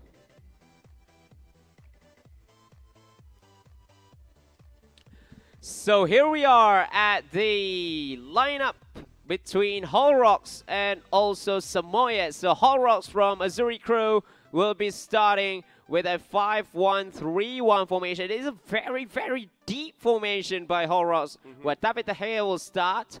Basingwa, Subotic, Daniele De Rossi, Chris Smalling, and also David Alaba are there as the back five, supported by Patrick Vieira as the defensive mid. And the three midfields are going to be Paul Pogba in the center, Ronaldo on the right, and also Lionel Messi. Loyal player version on the left side, and Kaká has been put in as the right wing, and Didier Drogba will be put in as the main striker. So there are so many interesting players up in this team. Let's have a look on Didier Drogba. He's been put as a CF, as a center forward. Center forward role, which means that he'll be only in the hole and not as a target man. Well, but knowing Hull Rocks and his interesting crossing ability, I don't see why Drogba is not being put as a target man. He's been put instead as a center forward. Maybe he'll be moving more as a number 9, right? I don't know. So that's another question. So we will have to see how he's going to use Drogba. On the other side, Sekaiichi, which Drogba would you really recommend? The 10 version or the 06 version? There are a lot. 06 version are even faster. Okay. Even mobile. Just that he only has that 3-star skill moves compared to the others who have 4. Best, but just between 10 and 10 World Cup has 5. Has 5-star skill moves. Okay. And the other Drogbas have 4. Only 06 have 3. And that's the problem. And then I think the 06 Drogba should be good. Just that, the skill moves might be a problem, especially if you love using skill moves. Alright, so let's have a look on Samoyed's team lineup, where we see on goal Palachak, in the back four we see Maicon, Subotic, Nemanja Vidic together with Marcelo, and the midfields we see 2 center defensive midfielders, which is consisting of Arturo Vidal and also Patrick Vieira, and we see a CAM which is Yaya Toure on the flanks, where we see Ronaldo and also Gareth Bale, and the sole striker is going to be Luca Toni. Is actually pretty bad on morale. Well, for me, in the previous season of National Championship, Season 6, or maybe in the previous seasons of National Championships, Luca Toni has been honed as a cheat player who cannot be beaten by any defender. You know why? Because he's tall, he's got a huge jumping stat. He's got, not really that huge, he's just 99, but he's still quite huge considering he's 194. Maybe in a +5 or something. You can actually change those grades and see. Well, in tournament accounts, we only use +1s. Alright, so, and he's got great strength. I'm trying to say that maybe you saw him in a +5. Yeah. And his heading stat is absolutely high. So it's going to be absolutely hard for any defender to beat this guy. Just that in this season, it has been balanced, it has been equalized by the introduction of LP or CP version, the loyal player or captain player versions of players, because we have someone like Vincent Kompany who can go up against him. We have Patrick Vieira, whose stats are actually could equal this guy. It's like 100 jump, 111 strength, and also 192 centimeters. Yeah, 192 centimeters, and also 106 in heading. So it's like he is one of the guys who can equalize Luca Toni actually, and as well as Neven Subotic. Although I'm not really a fan of him because of his low agility, but he's got good jump, strength, and also heading stats, which can equal Luca Toni's, and he's also on 191 centimeters.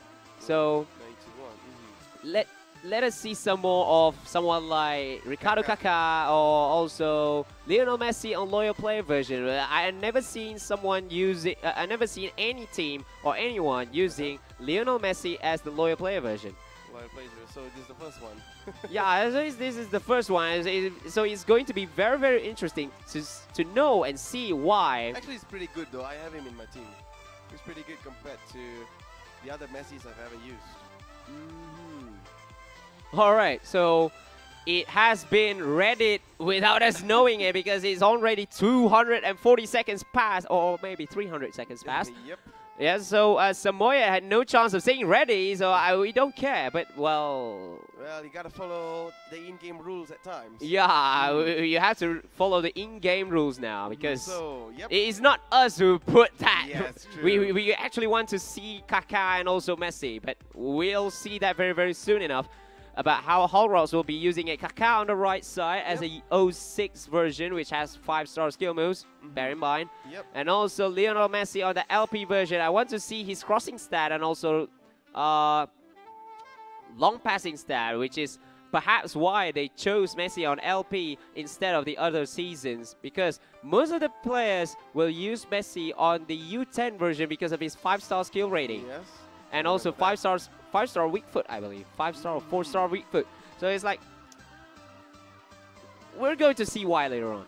Yep, so ladies and gentlemen, we are back into the game right now. You are actually watching National Championship Season 7, where we are into the second set of the game, where our first match is going to be Hull Rocks going against Samoyed. So we are in Emirates Stadium right now, and we are about to witness these two players going against each other, and let's see whose team is going to go all the way. Either it's going to be the Singaporeans or it's going to be our locals, which is Malaysian. Alright, so this is Hull Rocks lineup, which is FC Seoul going with the red and black strip, and Colorado Rapids will be used by Samoyed on that yellow kit and blue shorts. So Hull Rocks will be starting from left to right, and Samoyed will be attacking from right to left.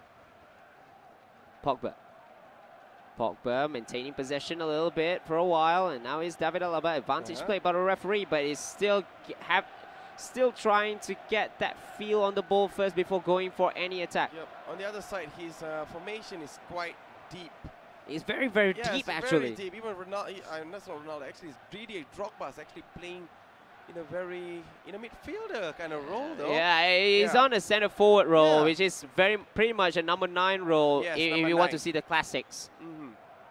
But this midfield is so compact that Samoyed has no chance of going into that space, into that final third, because there are like 8 or 9 players bearing on that.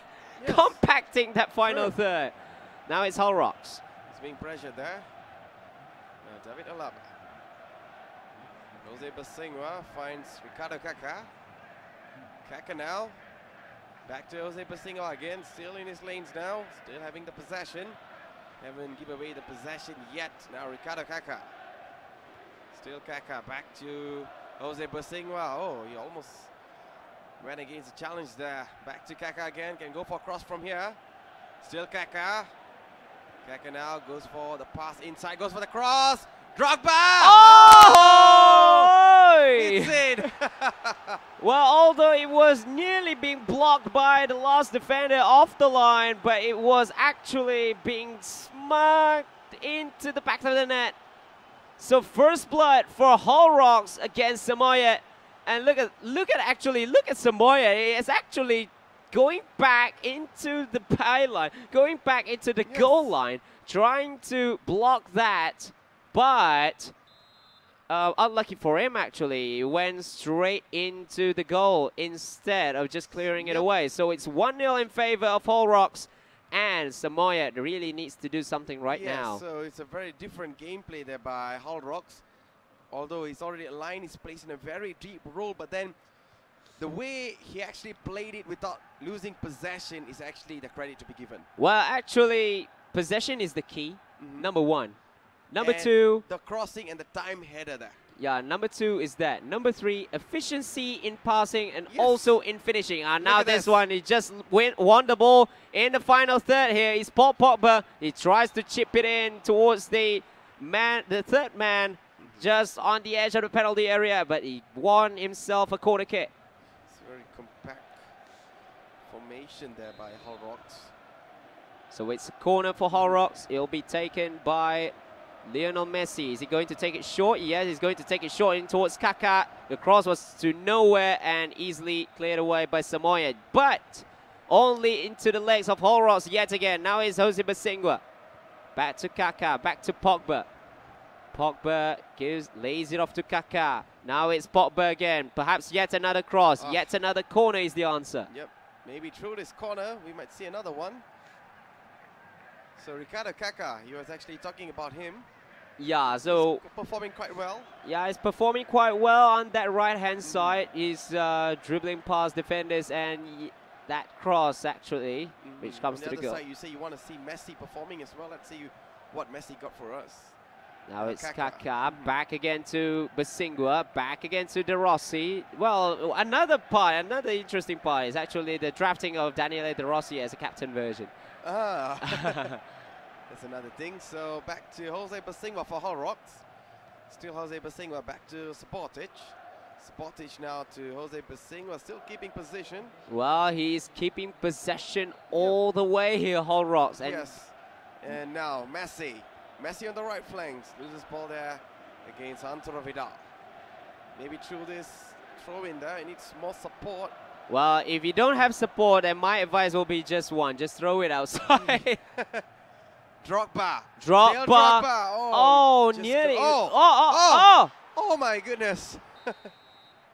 He nearly got past 2 defenders there, but when he was going to make a shot, 2 defenders are coming at him and nearly won the ball back. So possession-wise, it's 73-27. Having that compose and also that compact formation, I have to say he's performing really brilliant. Actually, me and you were thinking that the role that is given for Drogba or the other players are quite deep. He's going to be full defense, but maybe the way you say it, how intelligent he is, playing a composed football and also formation and his possession play, his time. Oh, now that's a kickoff lob by Samoyed. It could be 1-1. What a save by the goalkeeper. Oh, Samoyed with that kickoff lob nearly caught Hull Rocks off guard, and nearly that was the equalizer for him.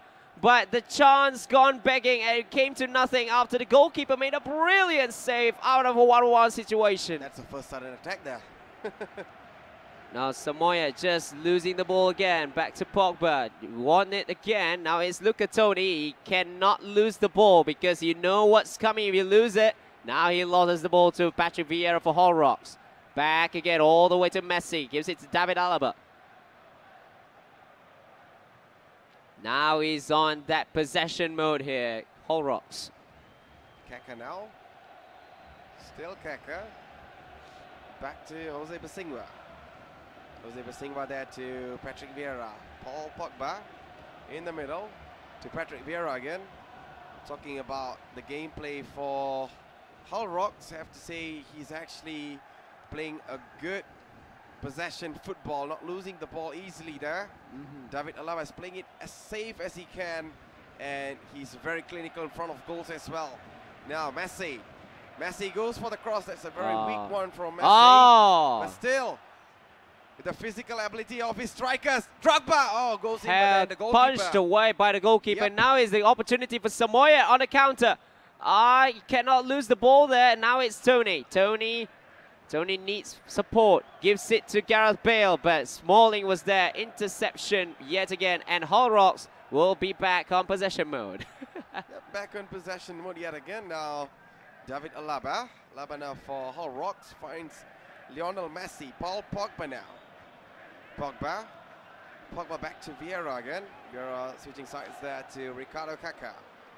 Kaká to Jose Basingwa on the right flanks, taking some time yet again playing the possession football, the style of Hull Rocks at the moment, Trova analyst. Back to David Alaba. Now, he's opening up there towards Lionel Messi. Messi can go for a cross now. Still Messi. Oh, good dribbling skills. Win the dribble against Samoyed's defenders, but then the ball somehow ends up as a throw-in for Samoyed. Yeah, and it shows that Lionel Messi is there for one or two things. It's just his ball control, and also his balance was there, because he nearly lost the ball 2 or 3 times in this game already. It's like 2 or 3 times in succession, but he's still with the ball. It's like, wow, how do you keep that ball? Yep. It's like, that's typical of Leo Messi. You see him in real life as well. So, triple substitution being made there, but Samoyed, Nemanja Matic is one of them. And also Pierre-Emerick Aubameyang, who's having the ball right now. Yep. So he only has that 5 minutes left. Maybe the last attack is on him. Can it be? Gerrard back to Vieira. Vieira for Tony. Tony goes for Pierre-Emerick Aubameyang. Goes for a cross here in towards Matic. Headed away, but got to Vieira. On for Cristiano Ronaldo. Ronaldo on the left flank. Ronaldo needs support. Ronaldo tackled there by Kaká, who will be clearing the ball away or not yet. Oh, that's it. That is it. So Samoyed lost to Hull Rocks in the F.U.T.E's quest actually to try and revive some pride here, but he lost to Hull Rocks by a 1-0 from Didier Drogba. So yeah, first point for Azuri Crew. Yep, first point there going for Azuri Crew. So looking at my stats, I have a lot to say. Well, Hull Rocks actually played, how do I say this? Played in a very compact formation, but then somehow the possession play actually gave him the goal. And on the other side, he's actually clinical when it comes to his crosses. Yeah. He's actually playing cross, he's actually playing from the flanks as well. He attacks most from the flanks, and his possession football was the key. But what went wrong for Samoyed over here, he played almost a very good game. His second half start was really good through the lob there. Yeah. On the 45th. Well, just that he's not that clinical. He couldn't beat the goalkeeper at his near post. But he did something really brilliant. Maybe it was quite late for him to find that. He was trying to attack from the flank, and that's where chances were coming in. But it was too late. He did. Number one, it was too late. Number two, where the cross came in, actually that's not really an effective cross. So that's the problem. You need to know your opponent's gameplay. But first off, you need to know that in these kinds of tournaments, 1 goal is going to cost you everything. So that's why do not concede the first goal if you can, because you might be experiencing one of the best possession footballs ever. I've seen that when going back at EACC summer, how our man Feed Me More he was down by an own goal, and then the possession play by the Korean. So in that kind of game, in these kinds of big games, big tournaments, you cannot afford to get even a single goal slip. Because if that one who scored, he knows how to play possession football right after, then you're in for a treat. Yep.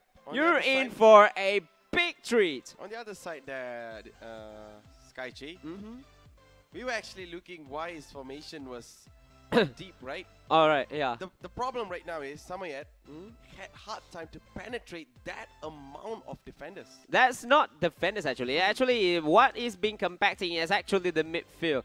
Yes, 5 defenders. Yes, but what is compacting actually is the midfields. Because they were actually joining the defense. They're joining the defense, and when Samoyed gets into the half of Hull Rocks, then it's going to be absolutely crazy in there, because you see players flooding in.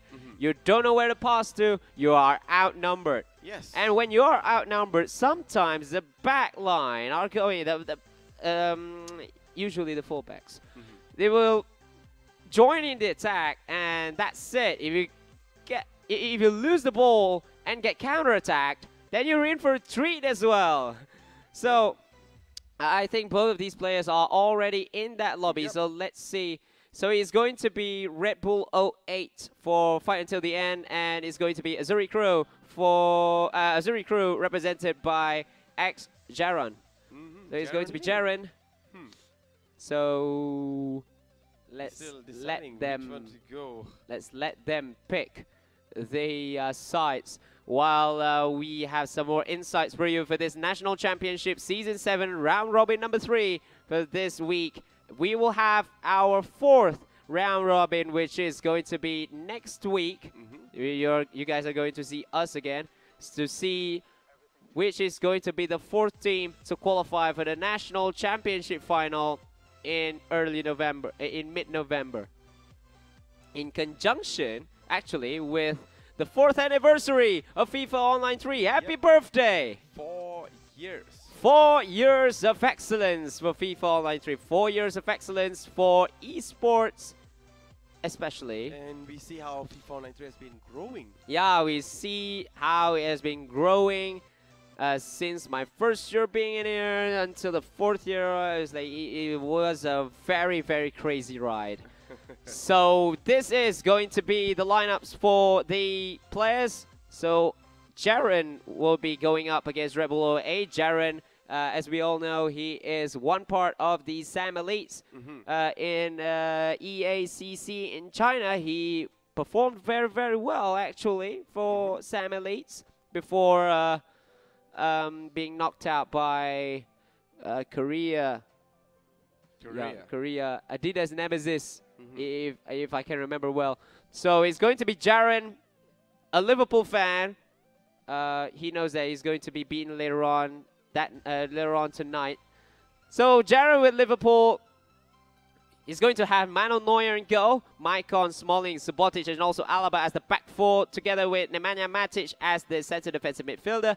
And Cristiano Ronaldo will be on the right side of midfield. Lucas Podolski will be on the left side. Matthew Botman on the centre midfield. And the two strikers are going to be Miroslav Klose and also Luca Toni in a 4-1-3-2 formation. 4-4-2 formation, I should say. Right, that's very interesting. So let's have a look on Red Bull 08, where we see his formation from the first game there, where on goal we see Manuel Neuer in the back four, Jose Basingwa, Sabotic, Chiellini together with Marcelo. And we see two defensive midfielders, which is Arturo Vidal and also Patrick Vieira on the flanks. We see Robin together with Ronaldo, and two deadly duos up there is going to be Zlatan Ibrahimovic and also Miroslav Klose playing in a 4-2-2 formation. All right, so it's going to be 4-1-3-2 for Jaron, and also Red Bull using 4-2-2-2. But yeah, Jaron, there's this one player in particular that I want to see performing, which is Lucas Podolski later. Let's take a look. Oh, he's really, really speedy. But my concern is that if that is only it. All right, so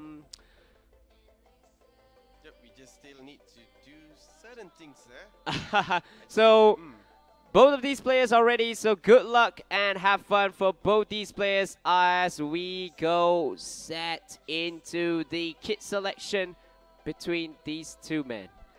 Alright, so it's going to be not day and sunny, it's going to be night and sunny, definitely not in Anfield.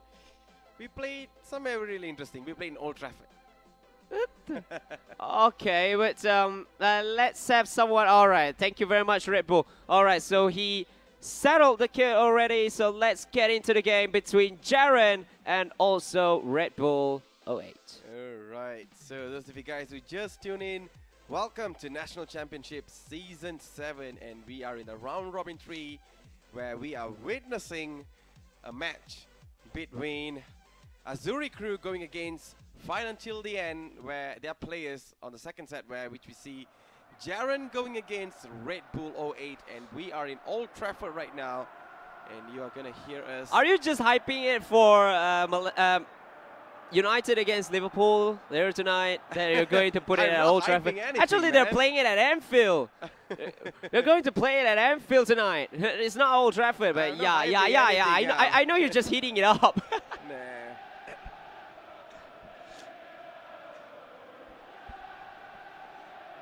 So we are still here, and as we see Manuel Neuer yet again.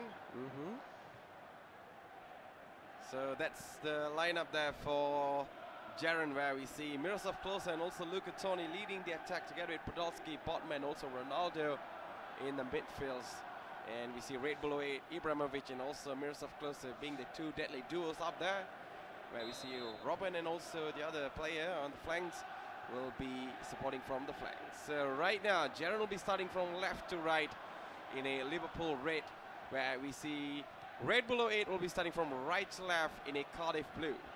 So right now on possession is actually Lucas Podolski. Still Podolski now, finds F.U.T.E inside. Tony now has to come out of his position to support his players.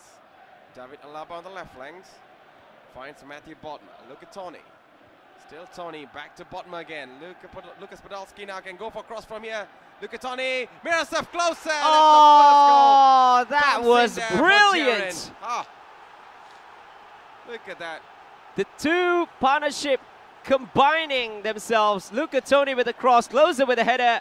And there's no chance at all for the defender or the goalkeeper because it went in off the post. And that is 1-0 for Jaron. So early in this game. As early as 9 minutes as the strikers love it. 9. So now it is Red Bull on the attack. But Vidal gives it to Vieira. Vieira passes it back to Ronaldo. Passes it back to Vieira. Maybe a cross comes in for towards Klose. But this time it is going to be Manuel Neuer's ball because the ball was too close to him. Yep, very close to him. So right now we see Maicon for Jaron. Still Maicon, back to Matthew Botma. Botma now switching sides there to Podolski. Podolski back to David Alaba. Podolski now on the flanks. Needs more support. Back to Nemanja Matic. Matic now finds David Alaba. Still Alaba. Being pressured there by Ronaldo. Klose. Klose now, he just gave a brilliant assist. Oh no, might be. Oh. Might be returning the favor to F.U.T.E there. Try to assist. Yeah. F.U.T.E. Now Miroslav Klose for Red Bull 08 there, Sekaiichi. Now it's Miroslav Klose. He's playing quite deep here. Gives it to Ronaldo. Passes it into the center for Vieira. Chips it towards Robin. Robin with a cross in towards the defender. And now it is Vieira. Vieira back to Klose. Klose tries to find Vidal, but well defended there by Jaron. Well, actually, Red Bull has no idea where is he going to go on the attack, actually, because he's quite confused as well. Yeah, he's confused because it was so compact in midfield for Jaron, and also on that final third as well, on the middle side of that final third. So now it is going to be Maicon for Jaron. Gives it to Botman. Botman finds Klose, gives it to Podolski. Podolski finds Alaba, who's on the overlap. Back again for Matic. Back again to Subotic. Changing sides in towards Cristiano Ronaldo. Back to Maicon here. Ronaldo continuing the run. Back again to Botman. Botman, Matic. Podolski is now Alaba on the overlap. Is now maintaining possession here, Jaron. Gives it to Klose. Perhaps Klose can return the favor back to F.U.T.E with a cross. Pressured so well there, Sekaiichi. Yeah, pressured so well there by Red Bull, and now the chance for a final attack. He's running on the other side. Now Miroslav Klose on the right flanks. Maybe a cross from here, but nope. It's going to be a throw-in. Is just clinical on the left flanks there. Oh, we need support there from that throw-in. Oh, now it's closer for Ronaldo. He just lost the ball cheaply to Alaba, and it's going to be half-time where Jaron is leading 1-0. And yet again, look at the possession again. I should say, the possession play by Azuri crew is enormous. Yes, the way how they coordinate their players really well. And there's I would say not few crosses, only the first cross coming from Jaron in the early stage of the game, where we see 1 goal coming for Jaron. On the other side, where we see Red Bull 08 tried few crosses, switching sides, left and right, but the end product was not there. Yeah, so Red Bull just lost the ball again to Jaron, and now Jaron is on the attack, onto Botman. Botman for Podolski, back again to Alaba. He's now maintaining possession again still, maybe to improve the stats. Not 71, 175. Or perhaps I want a record-breaking 80. Now it's Matic.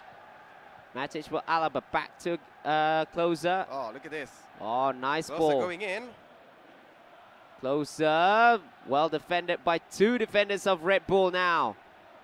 So right now, Arturo Vidal for Red Bull 08. Zlatan Ibrahimovic finds Iron Robin. Back to Marcelo again. Marcelo now, stepping sides there towards Arturo Vidal. Iron Robin. Still Robin. Finds Vidal again. Vidal taking some time on the left flanks. Can go for a cross from here. But still taking his time. Oh, wait. Oh, that's it! Oh, my goodness me. He nearly got that ball out. Wait a second. Wait a moment. Oh, two times. Two times that the ball had not crossed the line, but wow. But from our view from here, we felt like the ball has already crossed the line. Yeah, from here we thought, okay, it's goal kick. No, it's not yet. Perhaps Jaron as well. He thinks that the ball is already out. But well controlled there by the winger there. That cross and then towards Iron Robin with a brilliant header to make it 1-1. It's an equalizer. Finally, a morale boosting play for Fight until the end. Yep, I have to say almost the same gameplay we see from Jaron, and this time we're witnessing it from Red Bull 08. So right now, Jaron needs to think of a different strategy. Yeah, that's what actually Red Bull needs to do to attack. Yes, you had less possession. Even yet, worst. One of the worst possessions I've seen in one half. But he needs to stay calm. Yep. Just maintain position of himself. Go for your own attack. You don't have to think about your opponent's gameplay. Yes, you are chasing the game, but you need to stay focused and maintain on your gameplay as well. That's what he did. And now it's Jaron trying to get back the lead for Ronaldo. Well tackled there by... Actually, that's Ibrahimovic. Ibrahimovic is actually playing as a all-position man. Oh, what? Are you a left back? I have no idea there, Sekaiichi. Now Jose was sing well for Red Bull 08. Now he is the one who's on possession mode. He's holding the ball for himself alone. Exactly. Chiellini there to Marcelo. Marcelo now on the left side goes for the fake shot. Back to Chiellini air again. kick. Air kick. Air kick. Air kick. That's what you call it. Nike Air. Now we see air kick. Now Ronaldo. Still Ronaldo. Taking some time to find the right man, Sabotage, Patrick Vieira, Marcelo, to Iron Robin, Robin on the left side, still Iron Robin. Or maybe he'll wait for the final attack. No, he'll just wait for the final attack. Yes. Just waiting for the final pass now. Patrick Vieira to Arturo Vidal. Vidal now. Still Vidal back to Iron Robin again. All right, now we're at the 90th minute. Vieira can go for... the cross was blocked by... No added time, remember. No added time. Botma's coming out. Botma's coming out may perhaps because Jaron wants to play a more attacking football now. Instead of a possession-based football. That's why he's making that change. The change right now for Red Bull 08. Yeah. Can we see Red Bull 08 turning the tables around or Jaron taking the lead? We don't know anything yet.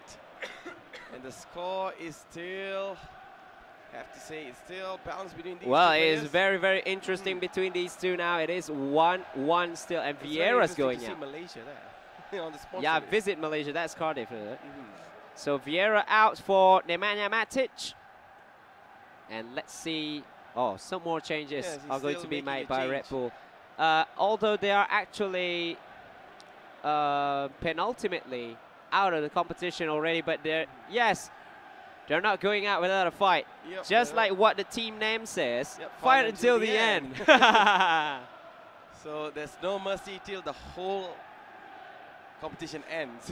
It's not like, all right, we lost it, we just let them win. No! Just throw a game or something. No, they're not doing it. So Robin, the equalizing goal scorer, is going out as well. Let's see who's going to replace him. It's Bale coming in. It's going to be Gareth Bale. Fast, well, speed has to change with speed, huh? Yeah.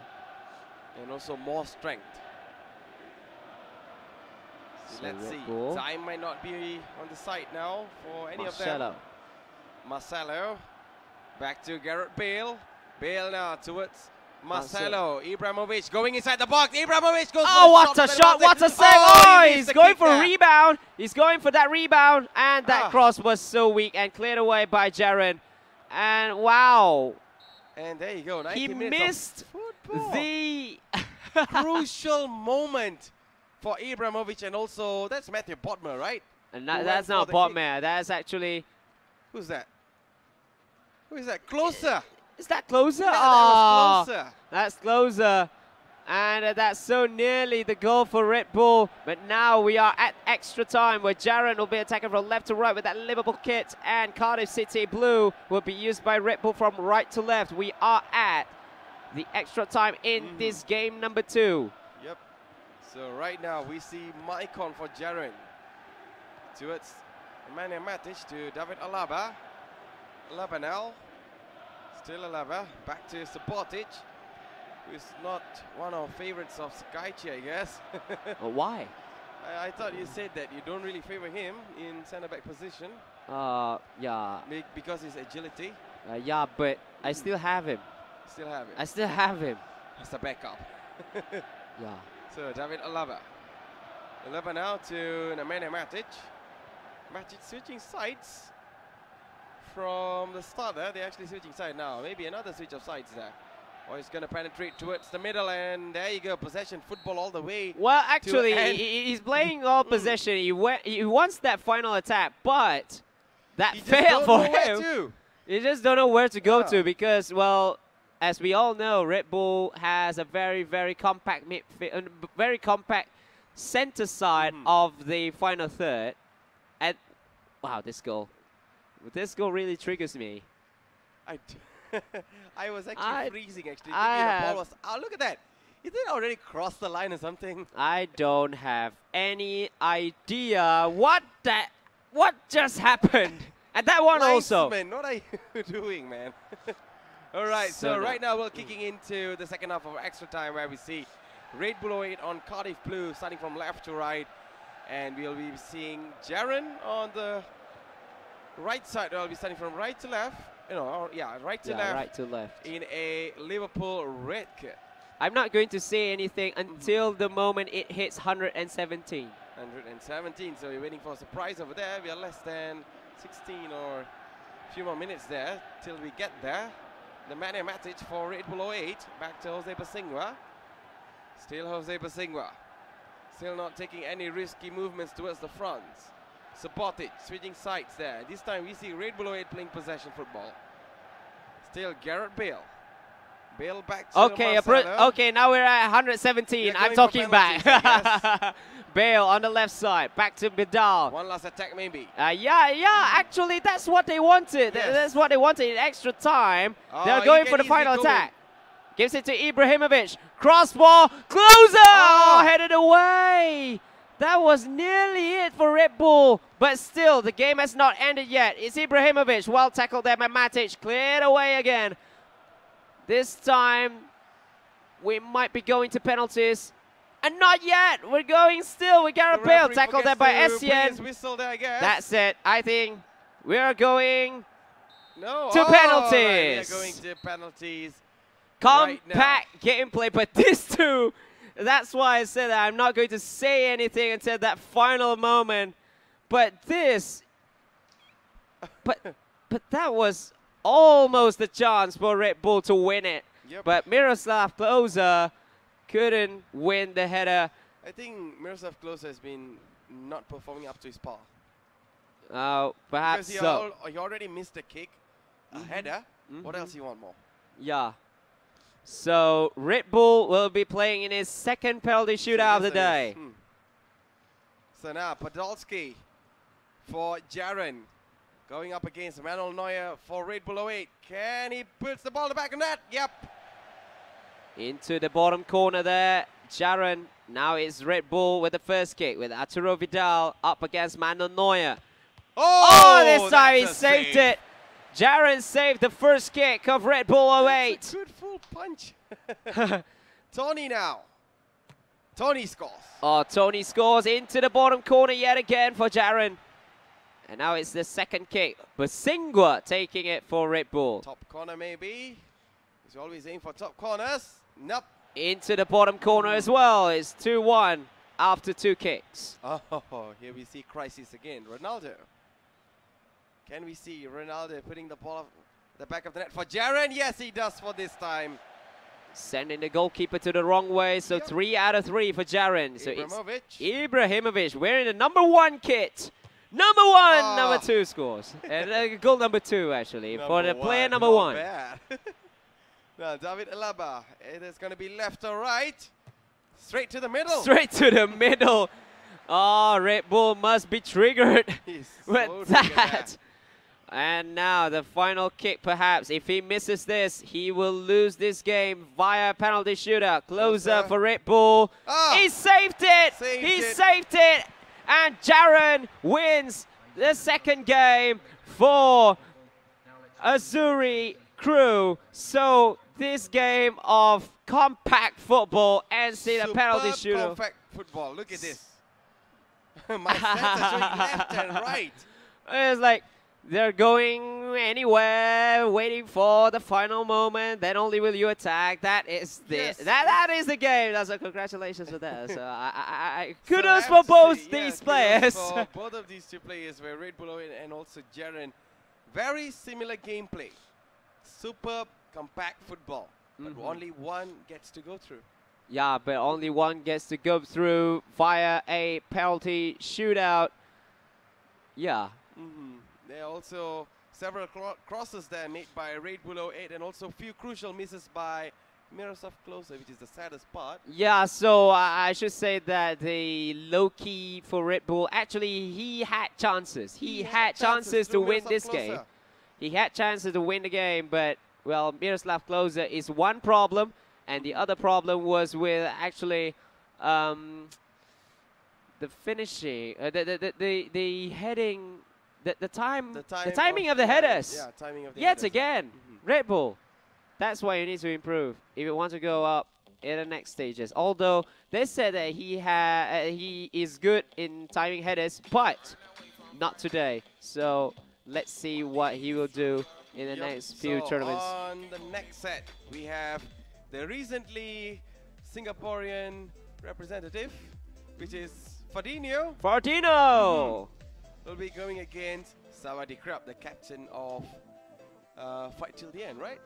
Yeah, is he the captain? Yeah, he is the captain for Fight Till the End, and he'll go. Yeah, he'll be going up against a recent Singapore representative, which is Fordino.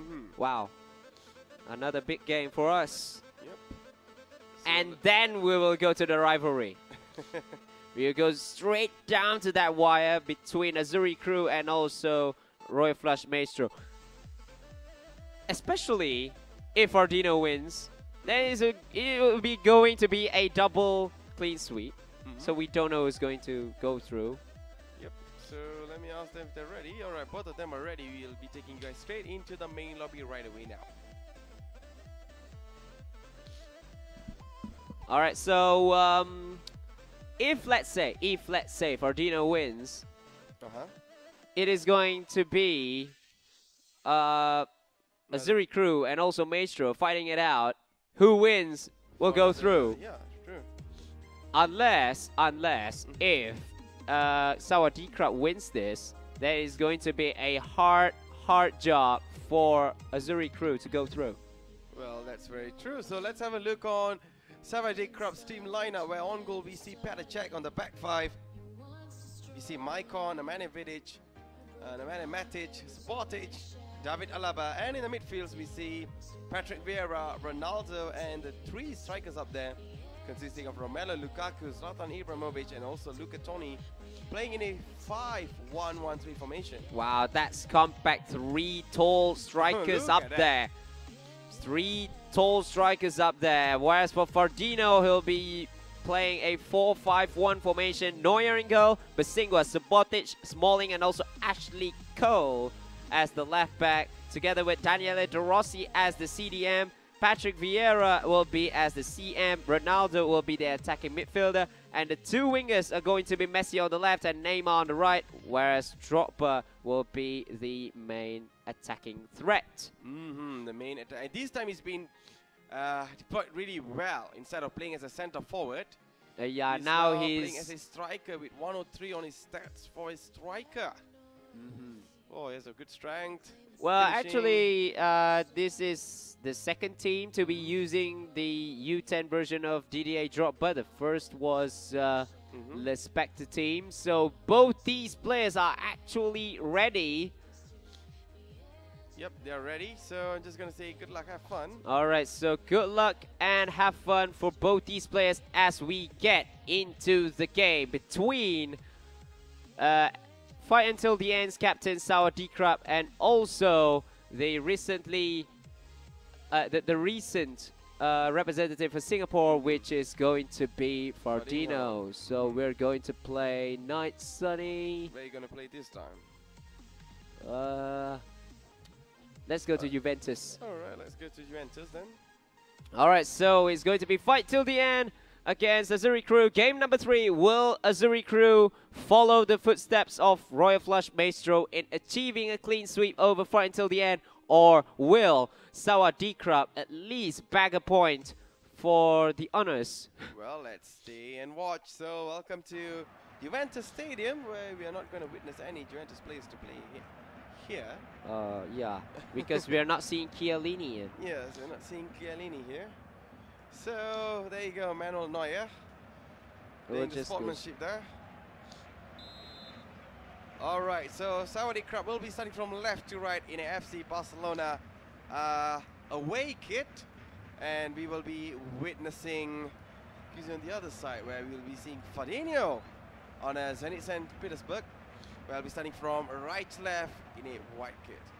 All right, so now Sawadee is trying to take the game to Fordino, whereas Fordino has a huge task of emulating RF Maestro's success over Fight Until the End, a 3-0 sweep victory.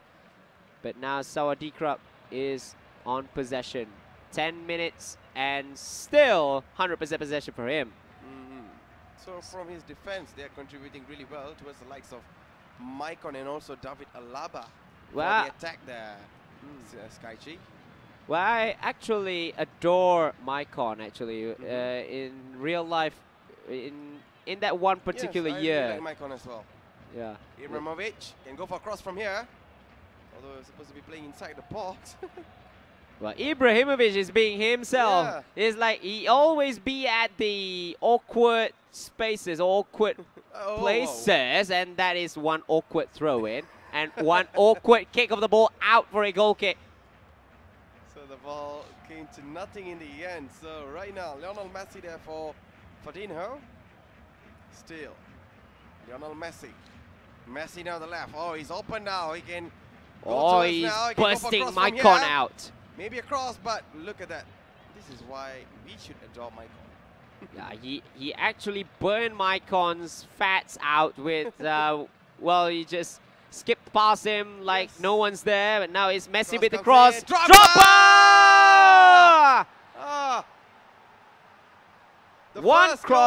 One cross is all it takes for Fordino to score the first goal, and that is 1-0 in favor of him. And now Sawadee is in huge trouble there of being one of the first teams to achieve 0 wins in a national championship group stage, which is going to be quite a disaster. Now it's Vieira, back to Alaba. Alaba on the left side here. Now Sawadee is on the attack with lots of players up front. Absolutely. Tony, good ball for Lukaku. Gives it to Ronaldo. Back to Lukaku! That's a thunderblast. Look at the celebration. The raft pulling celebration. And Lukaku, look at that. 4-star weak foot. Unsavable. 4-star weak foot being used there by the main man who is going to crush Liverpool's net tonight. Romelu Lukaku equalized for Sawadee It's 1-1. Wow. 1-1 right now. So nothing separates between these two players. The Messi towards Ronaldo. Drogba running inside the box again. Might be yet another cross. Maicon. Just too good. Cleared away by Maicon. And now it is Sawadee on the ball with Cristiano Ronaldo. Tackled there by Fordino. Oh, Messi now. Oh. Towards Ronaldo. Tries to go himself alone. Cleared away. When many would thought that he had a shot on target, he has a chance of a shot on target. 2 minutes of added time here for Fordino to score the second goal. Oh, Drogba now. Oh, yes! Oh, another one for Didier Drogba. This time not coming from a header, but it's coming from a thunder blast, which is from his leg there. I would say the stronger foot. Look at that. Yes, no the shot. Way. The shot into that far post after an exquisite dribble, which is the stop and move, which is so overpowered in FIFA Online 3. He used it to perfection, and that shot into that far corner. No, the goalkeeper got no chance of saving that shot into the top corner. 2-1 now for Fordino, approaching halftime. But still, the time is there for Sawadee. Sawadee with a finesse shot! Oh, dear goodness me! What a quick response! That reply was absolute madness. Look at that finesse there. Oh, I've been loving of yours. I've been loving a finesse shot of this magnitude. Look at that. That was exquisite from Romelu Lukaku. 2-2 approaching halftime, and it's still not ending yet. Fordino is still on the attack. Lionel Messi, well tackled there by Nemanja Vidic, and we are at halftime. Wow. Oh my goodness, look at my stats. I have to write so many things. Understandably, Sawadee wants his team to at least bow out with 1 point. And that is what he's doing right now. On the other side, we did saw Fordino was changing tactics. First, he went through the flanks. Second one coming from the middle with a powerful shot from Drogba. But Sawadee, his response, the way he actually gave the reply to after conceding a goal is incredible. Yeah, that mentality, yes. that mentality, and also the composure just after conceding. Look at this. This is a beautiful goal, I should say. Onto the top corner after a brilliant move. But it's not going out without a fight. The referee said, okay, go, play, still play on. And that finesse shot was out of the order. So we're having a mannequin challenge before start of the second half. Well, perhaps for that, perhaps we have some extra highlights on one of the players' PC. That's why actually we are having mannequin challenges over and over again. So it is now going to be Fordino attacking from left to right in the white Zenit St. Petersburg kit. And Sawadee, who just won the ball on that Barcelona away kit, attacking from right to left. Passes all the way to the goalkeeper, who nearly lost the ball now. Now it's Maicon. Maicon towards David Alaba now. Alaba finds Patrick Vieira. Vieira in the middle, taking some time. He's playing it possession football now. Ronaldo back to David Alaba. Alaba now on the left side. Still Alaba, back to Patrick Vieira. Vieira towards Romelu Lukaku, just got a brilliant goal, maybe a third one coming in. Lukaku! Oh, what a save by the goalkeeper. He rushes out because he knows that a shot into the far corner is coming from Lukaku. Pass. Look at that pass. What a pass. That 1-2 coming in by Sawadee. Here's a corner. Ronaldo is going to cross it. No, it's going to be yet another corner. He's superbly confident there with his attack there, Sekaiichi. Maybe through this corner, taking it shortly there towards Zlatan Ibrahimovic. Loses the bunker there, goes for the cross. Lukaku! What a save! By the goalkeeper. What a save by the goalkeeper. It was nearly 3-2 in favor of Sawadee. Weren't it for the goalkeeper? Now Fordino on the counter-attack, gives it to the quick feet of Neymar. Just get the ball. And now it's Neymar. Good cross. No. Headed away. I have to say Neymar's not one of the best crosses. Yeah. But he has that five-star skills and 5-star weak foot, which is very, very useful if he needs to do something with it. Vieira. So Vieira now for Fordino. Ronaldo back to De Rossi. Daniel De Rossi back to Patrick Vieira. Vieira now has options left and right. Goes for the flanks towards Neymar. Neymar now. Still Neymar trying to lose his marker there. Being marked him so well. Neymar can go for cross, but chooses to go inside the box. Vieira. Still Vieira goes for the shot, but well blocked by the defender. Block there. What a block. Oh, that shot was really powerful, but then superbly blocked by the defender. Oh. Now Lukaku going against He's going against Ashley Cole. Oh. He won the battle. Lukaku. Cross the ball. No, he's not crossing. What a save again. He's trying to go it alone with that finesse shot yet again. But this time the goalkeeper is being rock solid there, saving everything. But that chase by Lukaku and also Ashley Cole, there's something of a duel there between those two. Yes. And now it is Vieira for Fordino, approaching the final moments of the game. Yep, only 5 minutes more. Maicon towards Neymar. De Rossi. Still De Rossi for Fordino, being pressured there by Ronaldo, stepping from the top to the bottom now. Final attack. Rossi. Yep, the final attack. Guess only a few minutes more. 1 minute added onto the clock. Maicon, can we see another one from Fordino? It goes out, and it will go out for extra time. Yep, we're going into extra time. What a great mentality football from Sawadee, although conceding a goal, but still managed to make a comeback twice. In terms of equalizer twice. Yeah, that's what he mentions there. And off we go to the first half of extra time. Wow, this battle is going right. Yeah. He's going for. He's going for. Seriously, juggling skills. This is not FIFA. This is not FIFA Street. This is not a juggling mode in FIFA 08. And you're not having Ronaldinho there as well. Well, any five-star skillers will do. And now it is Fordino on the attack. De Rossi. Corner kick. Tries to go for the finesse. Yep. He's going for the finesse shot, but he's using the wrong foot for a finesse. Yep. Short corner. Messi goes for the cross. Drogba's inside, but well headed away by the defender. Now it's Tony. Tony approaching 100 minutes.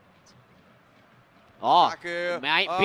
Ronaldo now. Just need more support there, Sekaiichi. And the first touch wasn't good either. And now it's Ronaldo on the right side. He needs more support. He needs someone to go into that box. Here's the McGeady turn. Lukaku. Gives it to Lukaku. Lukaku still cleared away by Fordino. Fordino is in panic. He's very dangerous inside the box, which is Lukaku. He has a great strength to push off defenders.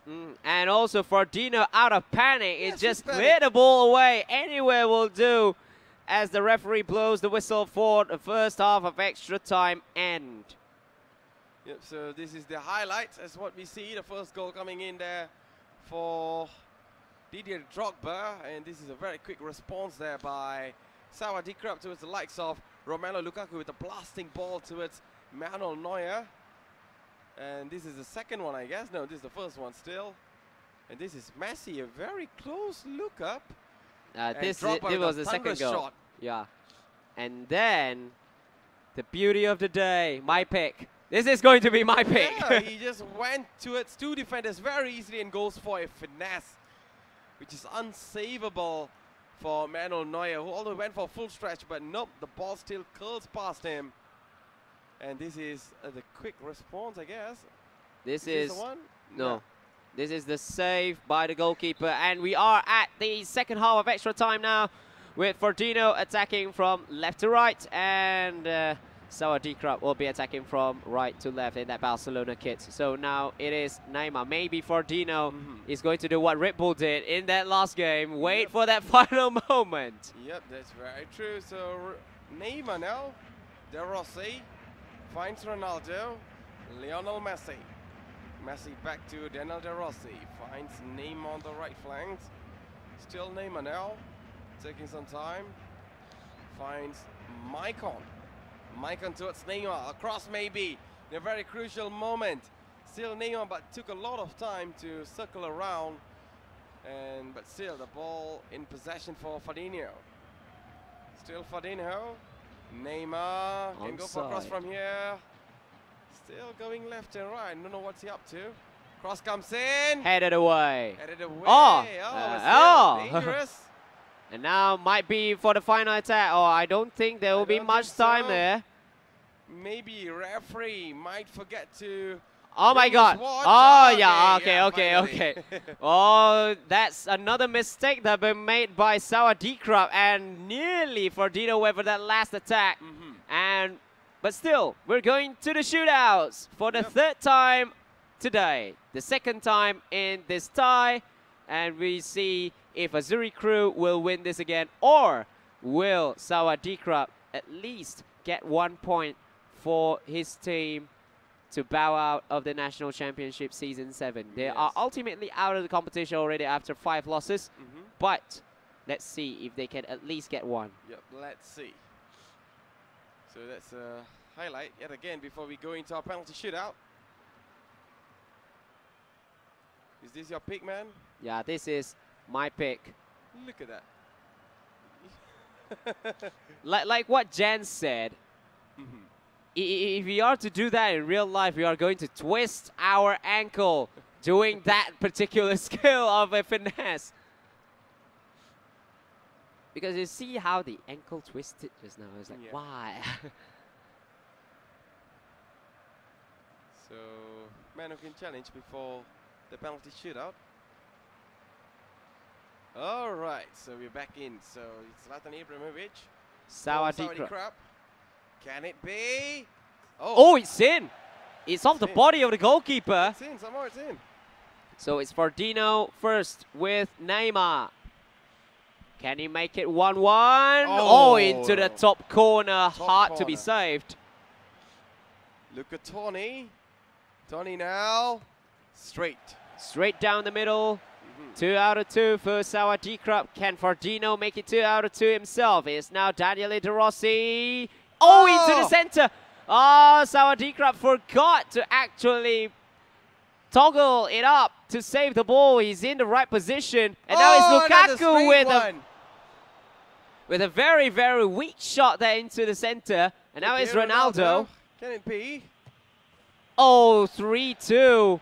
Actually, Sawadee, the only reason he couldn't save that is he is actually targeting the downside. Now it's Ronaldo who scored 3-3, but can Fordino make it 4 out of 4? It is now Dropper. Sawadee with a save. Dropper. Oh, he saved it! Hey, wait. It's still a save, right? It is counted as a save. Even the production crew at the back actually laughing. I don't know. Okay. And it's in for Sawadee. We are at the sudden death. But hello, game developers. How about changing it? Don't put that X so early. But it's still Patrick Vieira against Czech. If Fordino misses, then F.U.T.E can take 1 point. It's in. That's in. So nearly saved. And now it's second set of sudden death. Maicon scores. Maicon scores. To the wrong side. Yeah, so now Fordino with a huge task in his hand. If he misses, then it's going to be an uphill task again. RF Maestro later is now his own. Maicon saved it! Save! And Sawadee finally takes a point for fight until the end. They bow out of the competition, at least with 1 win in hand, and it has been taken well by Sawadee, the captain himself. So what a game! But still, Azuri crew won. Azuri crew won, yes, but to go to the next round, but then but they have a huge task because the permutation is if RF Maestro are to win 1 game, that is going to be a hard nut to crack already because now RF Maestro has 3 points, Azuri crew has 2, and they are fighting against each other. If Azuri crew wins 2-1, then they are going to be tied on 4-4. I need to check back again whether it goes down to goal difference or will it go to the tiebreaker. If it goes to tiebreaker, then who wins will go. But if it goes to the goal difference, then it's a different story altogether. So we'll catch back to you. Do we have something else? All right, so... Yeah, so nothing much. So we'll be catching you guys in less than 5 minutes or something. Yeah. So stay tuned. Don't go anywhere. See you soon.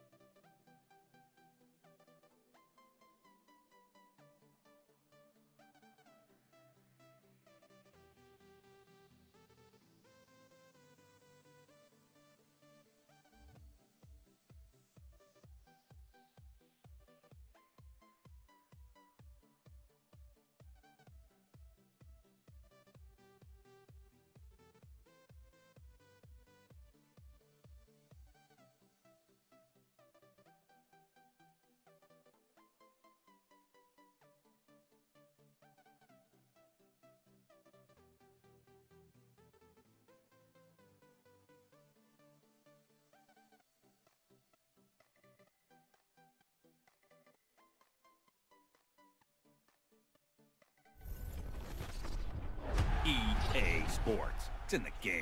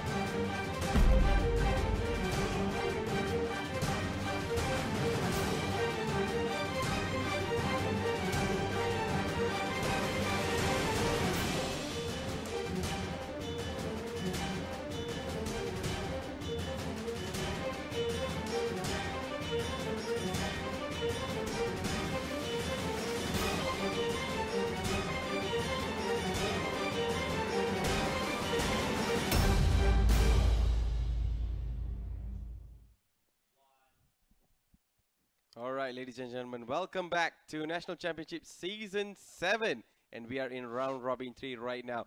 What a roller coaster ride we had in the first 2 sets of the game. And we are almost for the final at the now. climax. Yeah, head to the climax now. So,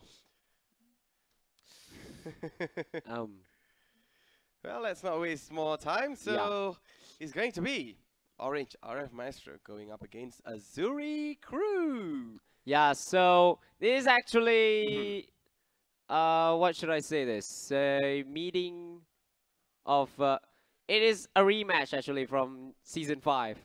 They are in group stages, and Azuri Crew went on. And now they meet again in Season 7, and let's see if Azuri Crew can still go through, or will RF Maestro get the revenge that they always wanted since that Season 5 drama. Well, just that this time it is actually RF Maestro who had the upper hand. Before, Azuri Crew had a 3-0 win before, and they only needed 1 win over RF Maestro, and they did have it. And that's it. And that settles it. But right now, RF Maestro has a 3-0 has a 3-set wins, and Azuri Crew had 2. So 1 win will literally put RF Maestro in the driver's seat. Let's see if RF Maestro can finally get the revenge from what happened in Season 5 and went through all the way to the grand finals. So the lobby now just still taking some time to get ready. Well, so who's going to be the home side actually? I think it's going to be Police Team Junior. All right, so we've seen these 2 teams play very, very well against Fight Until the End. Yeah, sadly, Fight Until the End is out of the tournament, and they will be rooted at the bottom of Group D. They will be going home with 1,000 ringgit in cash for divided by all the 4 players in that team. But now we are going to see who is going to go through to the National Championship Season 7 finals in conjunction with the 4th anniversary of FIFA Online 3. And let's see if both of these teams are ready. Well, we only have 1 word, which is from Police Team Junior. He's always ready. And we'll see. One of these 2 teams will be joining EIA, Bunchet, and also Gifts to the National Championship Finals to fight it out for 16,000 ringgit in cash prize. Oh, he left the room actually. Okay. Fordino just left the room. All right, so let's see. RF Maestro, they have won the last season, and they're looking to do it again this season, actually. They are in a good form. Actually, they have some players on 1,000 points already. They're so strong in ranking right now. Police Team Junior is on 1,000, 1,007 to be exact. Malaya is on 4th place in the ranking modes. And Faithlyn is not a bad player. You know him very, very well. And also Access has been there with some big results in some local tournaments. and he's now at round 4 of the Red Bull Coliseum qualifiers in bracket A, and also he actually beat Winters in Asashi. So it's like all 4 players are having huge morale and also huge form. So so looking at the lineups here, it's going to be Pearl's Team Junior going up first against Fordino. It's going to be Faithlyn up against Jaron, and also John Malaya up against Holrock. So unchanged really. It's unchanged lineup, unchanged sequence for RF Maestro, but for Azuri crew, they changed a little bit in terms of the sequence, but still the captain is still nowhere to be found. Maybe he's not going to play now, perhaps he's going to play in the National Championship Finals if Azuri crew were to go through. And also, we're missing Access as well. Access, yep. And again. Fordino left the room. This is the second time. So, let's see. Whoever went to that second place will be going out of the competition with, I think, 1,500 ringgit for the team. And that's it. Let's see if Fordino is actually really ready. All right, this time he's really ready. Okay, this time he is really ready. So let's get into the National Championship Season 7 Climax. So this is now the Group D game between RF Maestro Orange, Royal Flush Maestro against Royal Flush Azuri Crow. So Pearl's Team Junior, one of Orange Esports top player. He'll be the first man. We'll be using the 4-2-3-1 formation with Pata Check and Go, Jose Basingua, Lauren Koscielny, Vincent Kompany, and also David Alaba as the back four, supported by the 2 center mids, which are very tall and strong, which are going to be Patrick Vieira and also Nemanja Matic. The 3 midfielders are going to be Ronaldo on the left, Griezmann on the right, and also Zlatan Ibrahimovic supporting the top man up front, who is going to be Miroslav Klose. Perhaps another decoy battle, perhaps another number 9 battle. We already see Zlatan Ibrahimovic here. Yeah. Already on the standbys. Yeah, so we'll see if Zlatan Ibrahimovic will be on the hole yet again. Klose, is he going to be the decoy yet again, or will it be a different ball game altogether for Pearl's Team Junior? Absolutely. So let's have a look on Fordino's team. Where on goal we see Manuel, now in the back four we see Jose Basingua, Lauren Koscielny, Chris Smalling together with David Alaba. And in the midfields we see Daniel De Rossi playing as a center defensive midfielder. And in the CMs we see Ronaldo together with Matthew Botmer. And in the flanks we see Lionel Messi and also Neymar. The sole striker is going to be Didier Drogba. Well, Drogba has been the main man for Azuri crew so far in this group stage that we are seeing. And he's been functioning very well. But let's see one more actually.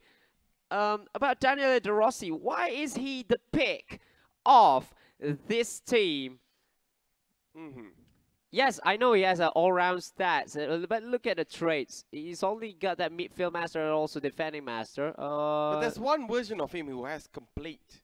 Yeah, he has complete in everything, which is the U6 version, but it's okay. So both of these players are already ready. Let's get into the kit selection lobby. All right, let's kick it in then. So we're in the kit selection lobby. It's gonna be 96 minutes. Do you really want to play it in Odormo? I don't care. Whatever is good. Okay, I'm just gonna try how Odormo looks like. I know it's looks like Olympic style kind of stadium, but let's see. So it's going to be 96 minutes yet again, and it's going to be Odormo as the official stadium for both of these games, and off we straight go into the game right away. So those of you guys who just tuned in, welcome to National Championship Season 7, Round Robin 3, and right now we are going into our 3rd set of the match, which is going to be Pearl's Team Junior up against Fordino.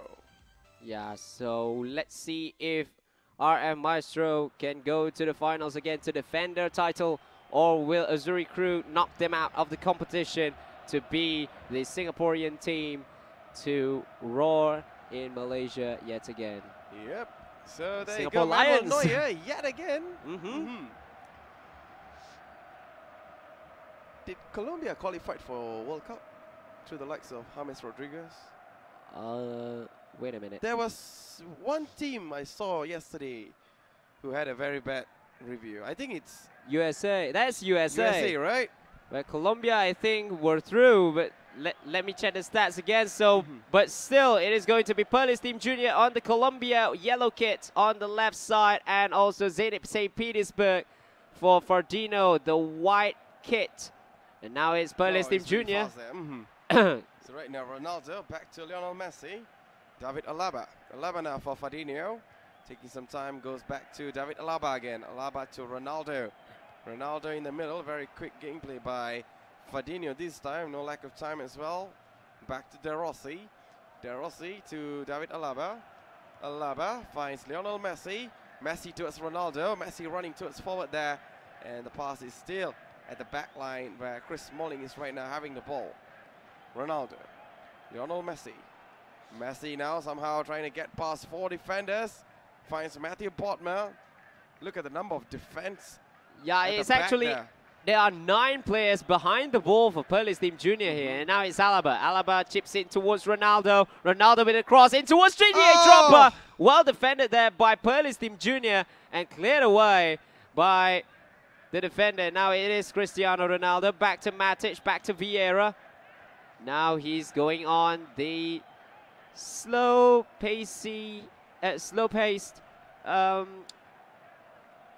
perhaps a normal football. It's like, it's not really that fast, it's not really that slow. Now the ball is with Griezmann. Griezmann tackled there by David Alaba. Ball goes out of play. And for those who's asking, yeah, actually Colombia went to the will go to the World Cup next year. We'll go to the World Cup. All right, thanks for whoever just went for the feedbacks. No, I'm actually looking at the all 23 that had been confirmed. All 23 teams that have been confirmed. Actually, there is one particular nation which is very, on the other side, did Arturo Vidal retire, right? Yeah, because Chile didn't qualify. Yeah, Chile failed to qualify. There's so many shocks for this World Cup qualification, so as well as shocks in the national championship as well. All right, so right now, Lionel Messi, keeping World Cup talks aside now, we are focusing in back into our game right now. So De Rossi back to David Alaba, Matthew Bodmer. Bodmer in the middle, finds, not going to find finds the opposition actually. Now it's Faithlyn Jr. back with the ball, back with Fordino after a poor pass. Now it's Jose Pasingua, back to Matthew Bodmer. Bodmer now, still Bodmer. Bodmer running forward, tries to go alone, still Matthew Bodmer.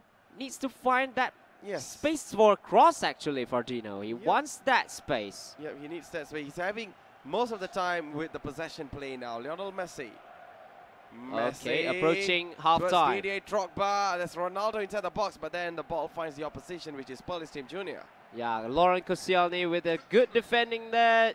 And it is half-time, goalless in this big game between Faithlyn Jr. and also Fordino, representing Orange, RF Maestro, and also RF Azuri crew, respectively. So now Fordino will be attacking from left to right for this second half, and Faithlyn Jr. from right to left in that yellow kit. Well, somehow there's Sekaiichi. We have to know that Singaporeans, right? Their gameplay is based on possession football. Yeah, based on possession football, and then when you have a chance to cross it, you cross it like right now. He will cross it, but blocked away by Patrick Vieira for a corner kick.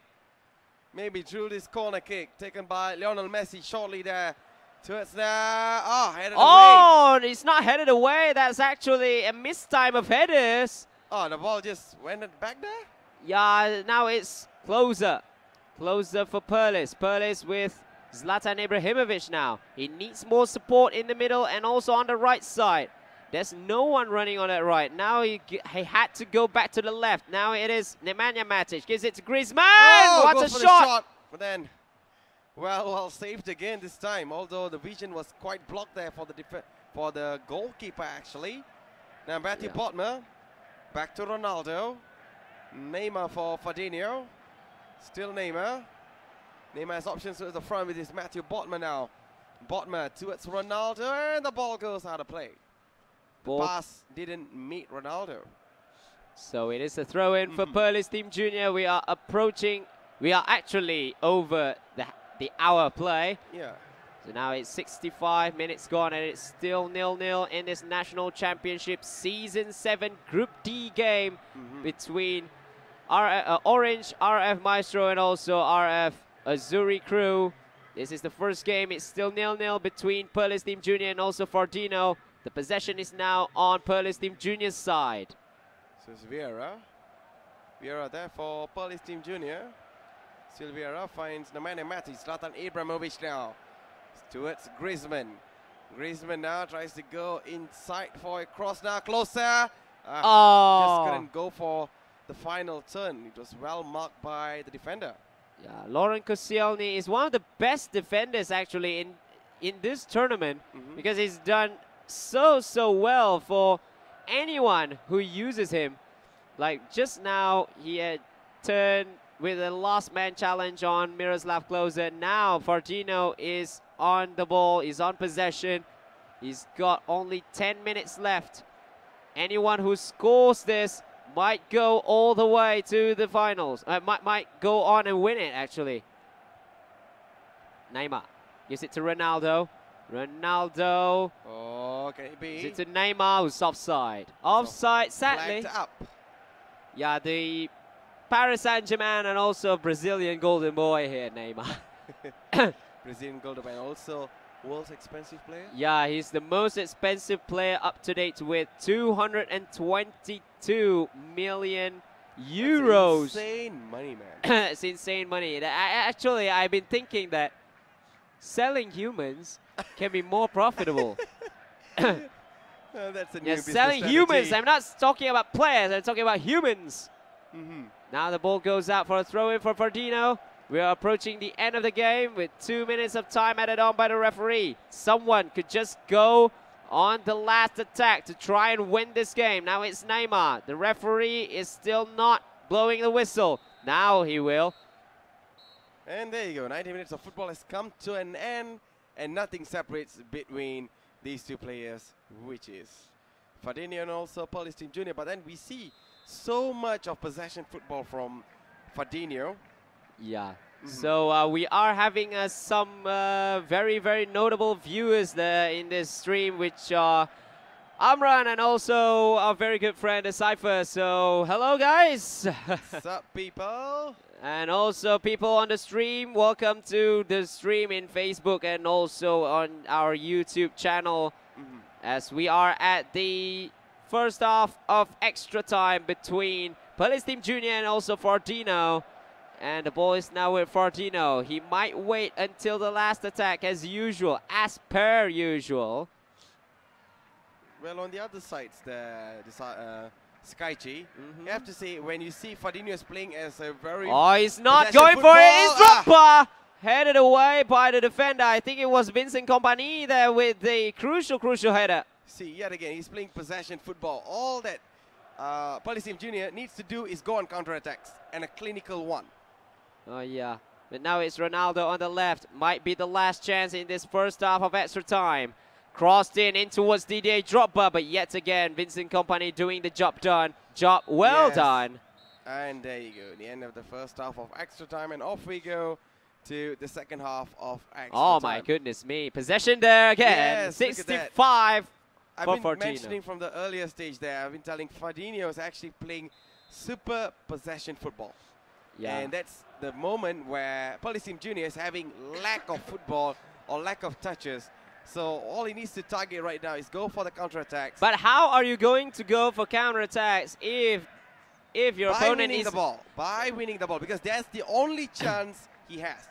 With the caliber play of Fordino at the moment, you see he's keep on holding the ball. No, I mean like, how are you going to win the ball if someone is holding the ball as good as Fordino, and he will only attack when the time reaches 118 or 119 or even 120 for God's sake. Well, he gotta be smart with his movements, because you he need got no to stay choice at all. focused. You actually need to stay focused on the defensive right now, because this is now what Fordino is doing. He's now just holding possession and wait for the final attack.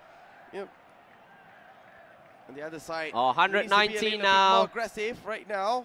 Cross, drop! Oh, he missed it, and that is it. it's going to be a penalty shootout. Another lottery of 12-yard kicks. Maybe through these chances there for Police Team Junior. Ibrahimovic now going against Manuel Neuer. Ah, saved it! Fordino saved the first kick of Police Team Junior. Now can he score one himself? Neymar. It's in.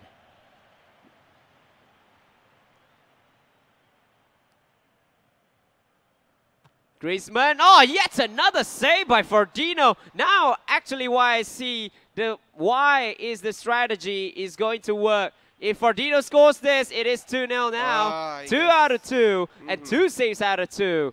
And now, can he make it 3 saves out of 3 here? Fordino, this time Police Team Junior scores. Towards the top corner. Now Messi. Can it be? Oh, into the top corner it goes as well. Yes, this is going to be a final chance there for Police Team Junior if he misses this. If he misses this, then he will be losing the first game. It is David Alaba up against Manuel Neuer. Oh, beautiful. But still, Police needs to save 2 kicks if he wants to actually have a chance to stage a comeback with Daniele De Rossi for Fordino. Oh!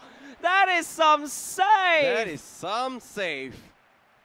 So now, Police Team Junior needs to score another one and save another one. If he misses this, then it's all over.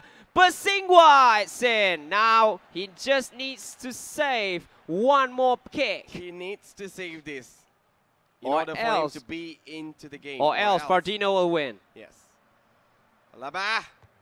It's in! That's in! One save, only one more step for Police Team Junior, but he failed to do so, and Fordino wins game 1 on penalties. Yep, what a game. I have to say, it's a well-deserved win for Fordino.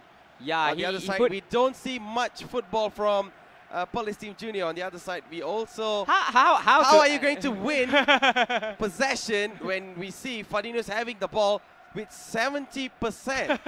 Yeah, and it's very hard, especially for Police Team Junior. He couldn't even get past to the defensive line of Fordino. Yeah, that's why. That's what I meant. Because you see, from my stats, you can only see Police Team Junior football ends over here. Yeah, and so on that. And so when you are going to get into the half of your opponent, that's where, boom, out. That's all.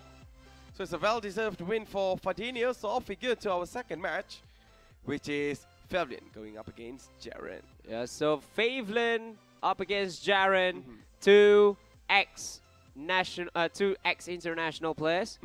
Faithlyn, of course, won 3rd place in EACC Summer last year. And Jaron representing Team Singapore and Malaysia Elites in EACC Summer this year. And let's see how will the two compete against each other. For now, it is Azuri Crew 1, Orange RF Maestro 0. But they are now tied on points. But let's see what is going to happen with these last 2 games between Faithlyn and Jaron, and also John Malaya and Hull Rocks. Yep, that's the last match to watch, which is John Malaya and also Hull Rocks. So right now, Faithlyn and also Jaron, what are your thoughts? Another After compact we football. See how another compact football game, perhaps. Yeah, because we see mostly Singaporeans are playing possession football. Yeah. And they don't rely mostly on counter-attacks. Maybe it can be as a plan B, but their main plan, which is a plan A, is possession football. Yeah, because philosophy of football said that sometimes possession didn't win you games. But in games like this, where the game is so short, possession does win you games. Yes. Especially if you know the risk of having to go through penalty shootouts if you couldn't go for it, if you couldn't score between 90 or 120. So the best thing is if you know how to take penalties and if you know how to save penalties, then you have a good advantage over there. Then you can put on the risk of playing possession football very well then. Yep, I still don't have Jaron inside the lobby yet. It's been Faithlyn is the one who's actually coming in and going out. All right, so well, they're now tied on points, remember. They're tied on points. So, Matt, what are your thoughts about these two fighting against each other? They know each other very, very well. They are from the same clan, remember. Well, I have to say, in the end of the day, you got to find something new because you got to know someone really well. And you have experience playing with each other, and you already know the person's gameplay. Yeah. So coming up with something new, where in FIFA Online 3 is very common, where people comes up with new strategies, even though we go into international level, where we see there will South be Korea, something new. Yeah, there will always be something new. Yeah. So it's up to these two players to actually come up with really something new, because, come on, National Championship Season 7 already. Yeah, it's Season 7. You can't be sticking back to Season 2 strategies or Season 3 strategies. So, yeah, you just have to come up with something new. Yeah. So Jaron is still not in yet. Maybe he needs to wait for toilet breaks or anything. But we might ask Faithlyn, where does he want to be? Which side is he going to pick? So I'm just going to ask Faithlyn. So guys, for each and every one of you who's just joining the stream or have been for long enough here since the first game, thank you very much for tuning in with us for National Championship Season 7. We are now at Round Robin 3, which will feature Group D, which consists of Royal Flush Maestro over here, which consists of RF Azuri crew over there, and also Fight Until the End, which sadly had gone out of the competition. But now we are witnessing Royal Flush Maestro against Azuri crew from Royal Flush. Both of them are from Royal Flush, actually. So, who will go to the next stage? Who will go to the grand finals? Because only one team from each group will go to the grand finals, which will be staged in mid-November. So let's see. I guess both of them are ready, and we're taking you guys straight into the main lobby right now. So for Jaron, for Royal Flush Azuri crew, he will be using 4-1-3-2 formation, and for Faithlyn, he'll be using a 5-2-3 formation. Faithlyn from Orange Royal Flush Maestro. So for Jaron, he'll have Manuel Neuer in goal, Basingwa, Smalling, Subotic, and also David Alaba as the back four, supported by Nemanja Matic as the CDM. Patrick Vieira will be there as the centre mid, and Lionel Messi will be on the left, Ronaldo will be on the right side, and the two strikers are going to be Miroslav Klose and also Luca Toni. So let's have a look on Faithlyn's team lineup, where we see on goal Patacek on the back five. We see Jose Basingwa, Lauren Koscielny, Patrick Vieira, Pepe together with David Alaba, and in the midfields we see Nemanja Matic and also Yaya Toure being alone, and three forwards up there consisting of Anton Griezmann, Ronaldo together with Zlatan Ibrahimovic playing in a 5-1-1-3 formation. This is very interesting. Going up 4-1-3-2, going up against 5-1-1-3 formation. So it's three strikers going up against two. So based on your experience, do you think it's a good idea to play more forwards on the top or keeping it as one or two? Or you would say more support from the midfield is more important when there's a lone striker? Well, in this engine of FIFA Online 3, I should say that midfield battle, winning the midfield battle is one of the most important things. But sometimes you can go for 70 or 80-yard balls, or 40-yard passes from the defense all the way to the attack. So it pretty much depends on each player's gameplay as well. If they know how to change defense into attack in an instant, then maybe they should put more strikers in and less midfielders in. But if you're going up against someone who plays possession, then more midfielders are needed for you. Because to maintain possession beautifully, you need more midfielders and not strikers, because strikers are there in the opponent's half already, are there in the final third already. So to bring the ones who are going to bring the ball from defense into attack are always going to be midfielders. That's that's logic. That is common sense, what I tell you. So what I should say is that the amount of strikers are not really that important. because we have seen our Red Bull Leipzig or Rosenborg Leipzig. Last year, they used 208, and it worked. And we've seen some teams using one striker, and it worked. So it pretty much goes down to the tactical and also strategy of one of the players. But for myself, I personally would prefer to have 2 central strikers. I don't care if the wingers are left midfielder, right midfielders, or left wing or right wing. But I would prefer more if I have 2 strikers, because it gives me more dimension, and also it gives me more support as well on that final third. All right, so ladies and gentlemen, welcome back to National Championship Season 7, Round Robin 3. Right now you are witnessing Faithlyn going up against Jaron, and we are in Santiago Bernabeu, home of Real Madrid. For a big game, we choose the best stadium. So a quick look on the lineup there.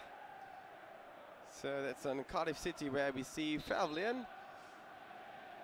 All right, so right now Jaron will be starting from left to right in the Liverpool red kit, where Faithlyn will be starting from right to left in a Cardiff City blue.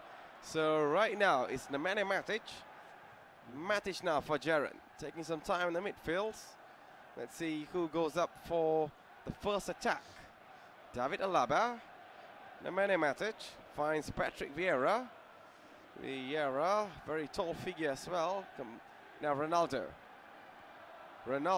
Patrick Vieira again tries to open up towards the flanks to Ronaldo, but ends up losing possession. Now it is Faithlyn on the ball with Yaya Toure. Toure back to Jose Bosingwa.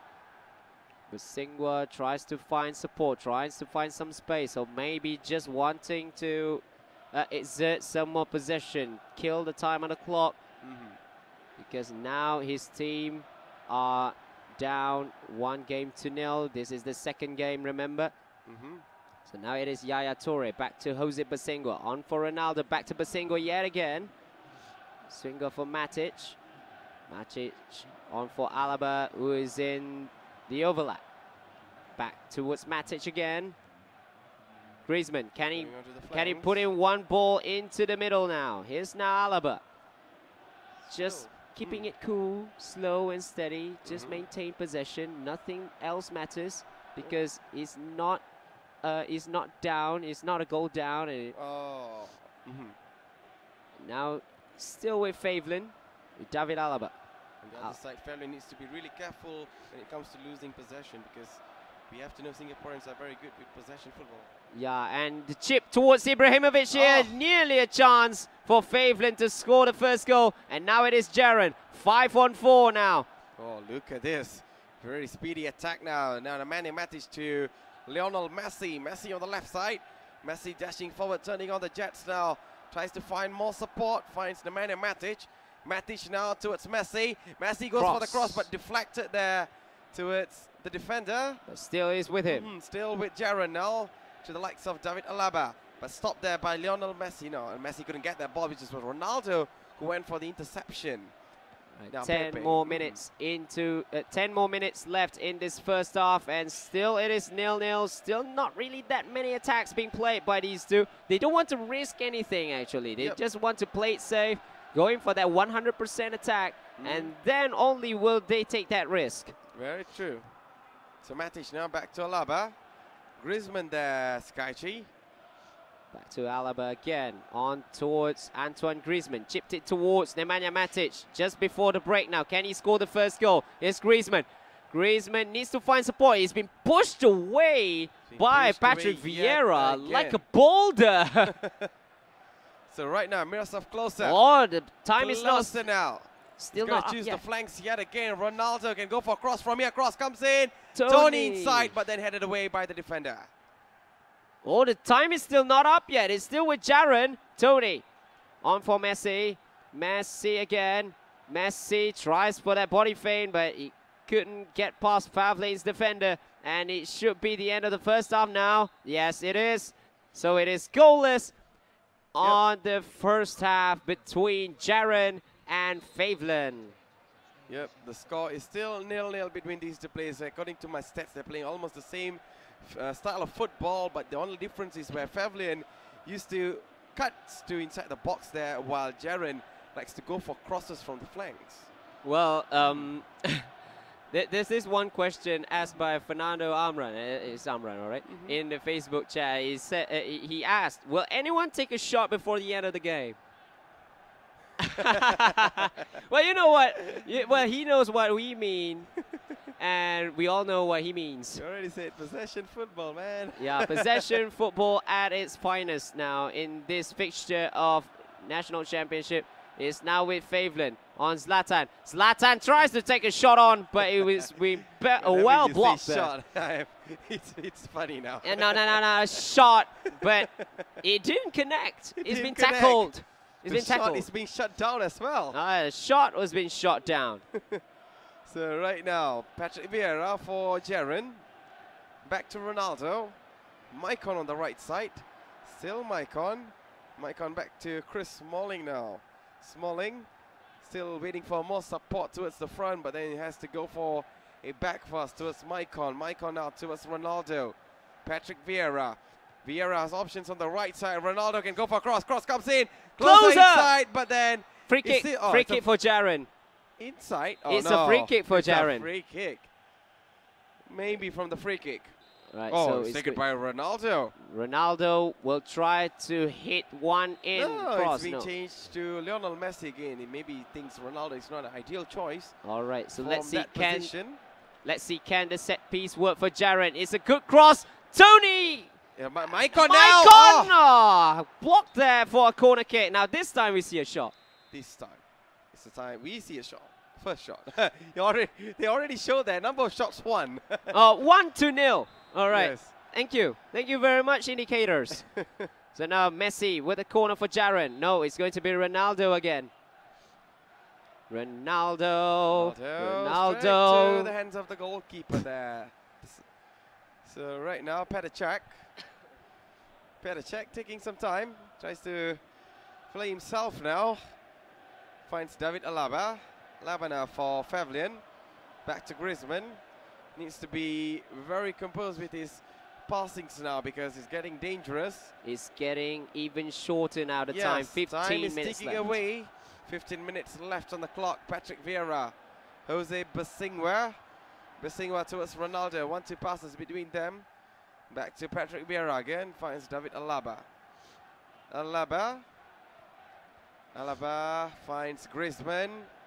Still Griezmann on the left flanks. Okay, we are at the last 8 minutes now. And now Griezmann back to Alaba. Not going to say anything, actually. Yeah, because, well, Amran, you can ask your question now. Can the second shot come in? All right. It's now Yaya Toure. Toure tackled there by Closer. Might be the last attack. Goes Jaron's way now. It's Cristiano Ronaldo. 3 minutes left in this game. Onto the right flank he goes. Back towards Luca Toni, who is seen sitting too deep now. 1 minute left. It's now Messi on for Matic. Last minute of the game. Lionel Messi might go for a final cross. Toni, Closer with a chance. Oh, he didn't go in. Matic tries to take a shot on, but it's been blocked by yet another Matic. Yeah. And we will go to extra time very soon. Oh, that's a lot ball, but it was already the end of the game, so yeah. End of 90 minutes of football, and off we go to extra time. Nothing separate between these two players.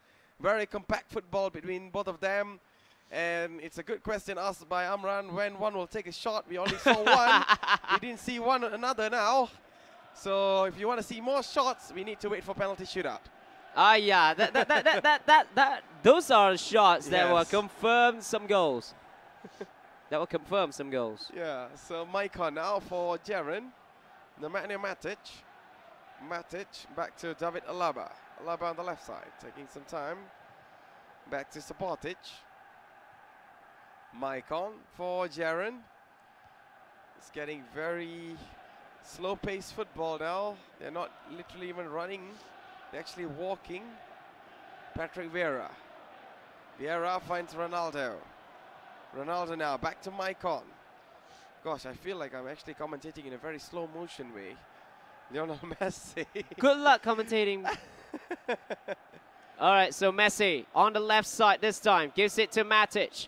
Matic on the center now, passes it Look back to the left. Now this might be the last attack that Jaron wanted, but Faithlyn maintained his focus and defends it at the end. It is 0-0 still after 105 minutes of play. Yes, and all we see is passes after passes.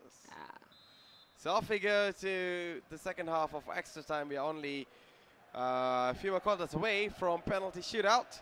Let's see if both of these players still couldn't get a goal for each other, then we are going into penalty shootout. Jose Basingwa for Faithlyn now. Still Jose Basingwa, back to Patrick Vieira. His options towards the front now. Chooses to go for David Alaba on the left side. Anton Griezmann now. Griezmann back to Patrick Vieira. Vieira in the middle finds Jose Basingwa. Basingwa dashing forward now towards Ronaldo. Ronaldo towards Yaya Toure. Needs to wait for the 118 minute for attack as usual in FIFA Online 3. Ronaldo. Still Ronaldo can go for a cross from here. Oh, this might be! Oh, headed away. Oh my goodness me. Now. This might be the final attack for Jaron. This is what Jaron wanted actually. Messi tries for a chip, perhaps no. Going for the 120 minutes, and that's it. The referee didn't give any more time, and we are going into penalties. Yep, we are going into penalty shootout. So, Amran, you can see more shots from here. Yeah, this is where you can see more shots. So, look at Tony. I just have a feeling he's going to pass it towards... No! Tony's... Oh, he saved the first it! shot was saved. Saved by Faithlyn for the first shot. And now Faithlyn can take the lead with Ibrahimovic. Another one. Saved again. Another one, okay. Oh my goodness me. When is the goals are coming out? Ronaldo for Jaron. Up against Petacek for Faithlyn. This one is saved as well. You can ask when are the goals are going to come in. God, Shots what are we now having here today? Ronaldo against De Gea. This time Faithlyn takes... Oh, finally this time goes in. Finally this time it goes in. Finally something is right. Yes, now Vieira. Shots in. Finally one comes in for Jaron as well. So one each. Yaya Toure, can he score this one? Oh! Another one. Yet another miss. Oh my God. Messi for Jaron. Two misses each. Messi, and he scores. He scored now, and Faithlyn will have to score this. Yeah, he definitely needs to score this now. Griezmann scores. He's in. Now we are at the sudden death already. Now David Alaba towards Petacek. And he opens up space there. It's a very easy goal for him. Yeah, it's a very, very easy shot. But now Faithlyn needs to score to take this into sudden death, or else Orange RF Maestro is going to lose this. David Alaba. Oh, it's in. That's a brilliant one. That's a brilliant penalty. The goalkeeper went to the right way, just at the up or down. Still equal there. Nothing separates. Second. My God! Sudden death. What a save! What a save by Faithlyn. And this might be match point for Faithlyn. Can it be? Could it be? Would it be? That's the questions now. Raising from Sekaiichi. Basingwa. He scored! And that's it. Faithlyn wins game 2. And we are tied at 1-1. What a game. Jaron between Faithlyn. Very compact football between these two. On my stats here, we can see Faithlyn's gameplay was almost like going in and cutting in football, while Jaron was supporting more from the crosses and also supports from the flanks. But somehow, where is the shots? That's the main question. Oh, we do have 14 shots. Which is coming from 12 yards. From 12 yards, we have 14 shots. From 12 yards. All right, so Faithlyn wins game number 2 between Orange, Royal Flush Maestro, and also Royal Flush Azuri crew. So let's see the third game between John Malaya and also Horrocks. Remember the permutations, because now Orange RF Maestro is having 4 points. Azuri crew has 3 points. But with the goal difference so high up on Orange RF Maestro, Azuri Crew's Hull Rocks will have to beat John Malaya by not less than 3 goals. Yep. So that's another question. So still waiting for them to come in. So, what do Oh you yeah, think? not 3. Yeah, it needs to win by not less than 3 goals. That means it needs to win by at least 4-0. On the other side, Sekaiichi, I just want to ask you. We see how Faithlyn Jr. went up against Fordino, and we see possession football well dominated by Fordino towards Faithlyn Jr. And even on Faithlyn and also Jaron, almost same style of football, but somehow Faithlyn won this. What is the best strategy you think that Orange RF Maestro need to come up when they are going against Hull Rock, who is another player who likes to play possession football? Well, for someone like John Malaya who loves having possession on him, he himself will have to play possession as well. Because to beat possession, you need to not give the ball away to your opponent. That's the only way. Because if you give the ball to your opponent and he starts playing possession all the way, you cannot do anything. Yep, that's very true. Unless if you're playing like GA1, you're playing full pressure to try and win the ball back. But there's a risk the defense might open up and you might concede a lot of goals.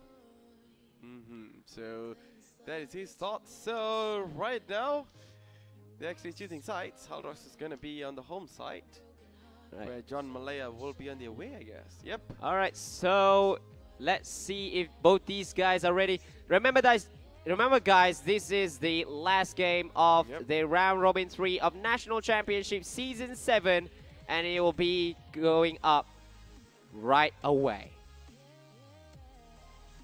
So guys, this is Hull Rocks against John Malaya for game number 3 between Orange RF Maestro and also RF Azuri crew. A clash between Royal Flush members, and it's going down right at the wire. Where am I going to write? So for Hull Rocks, he'll be using a 5-4-1 formation with David De Gea in goal, Basingwa, Subotic, De Rossi, Smalling, and also David Alaba as the back 5.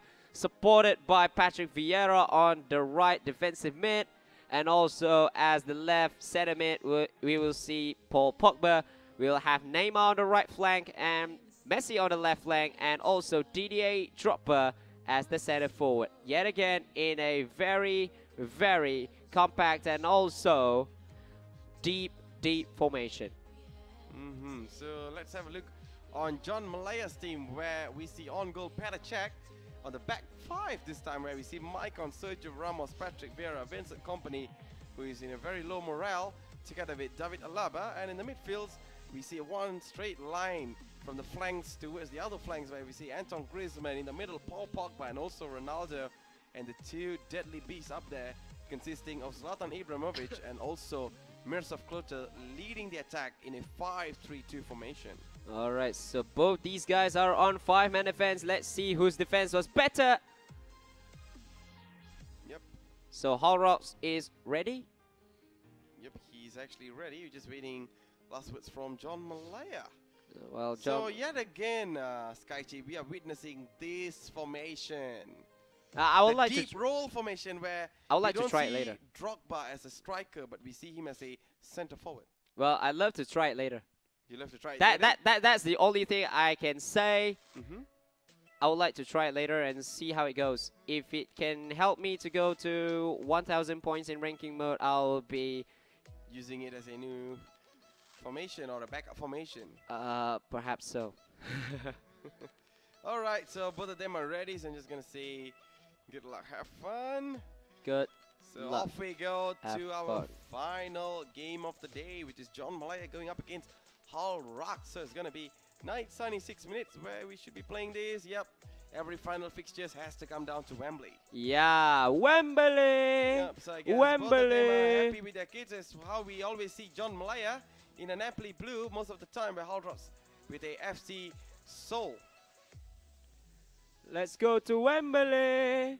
Wembley, we are Man United and we are going to Wembley. Wembley, Wembley. All right, ladies and gentlemen, those of you guys who just tuned in, welcome to National Championship Season 7, where we are in the Round Robin 3, and we are already in the 3rd set and the final match of the day, which is John Malaya up against Hull Rocks.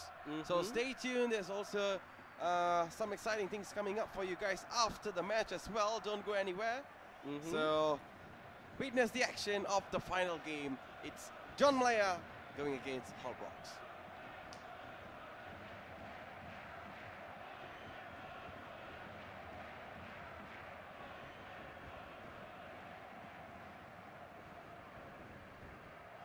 So that's a quick look on the lineup.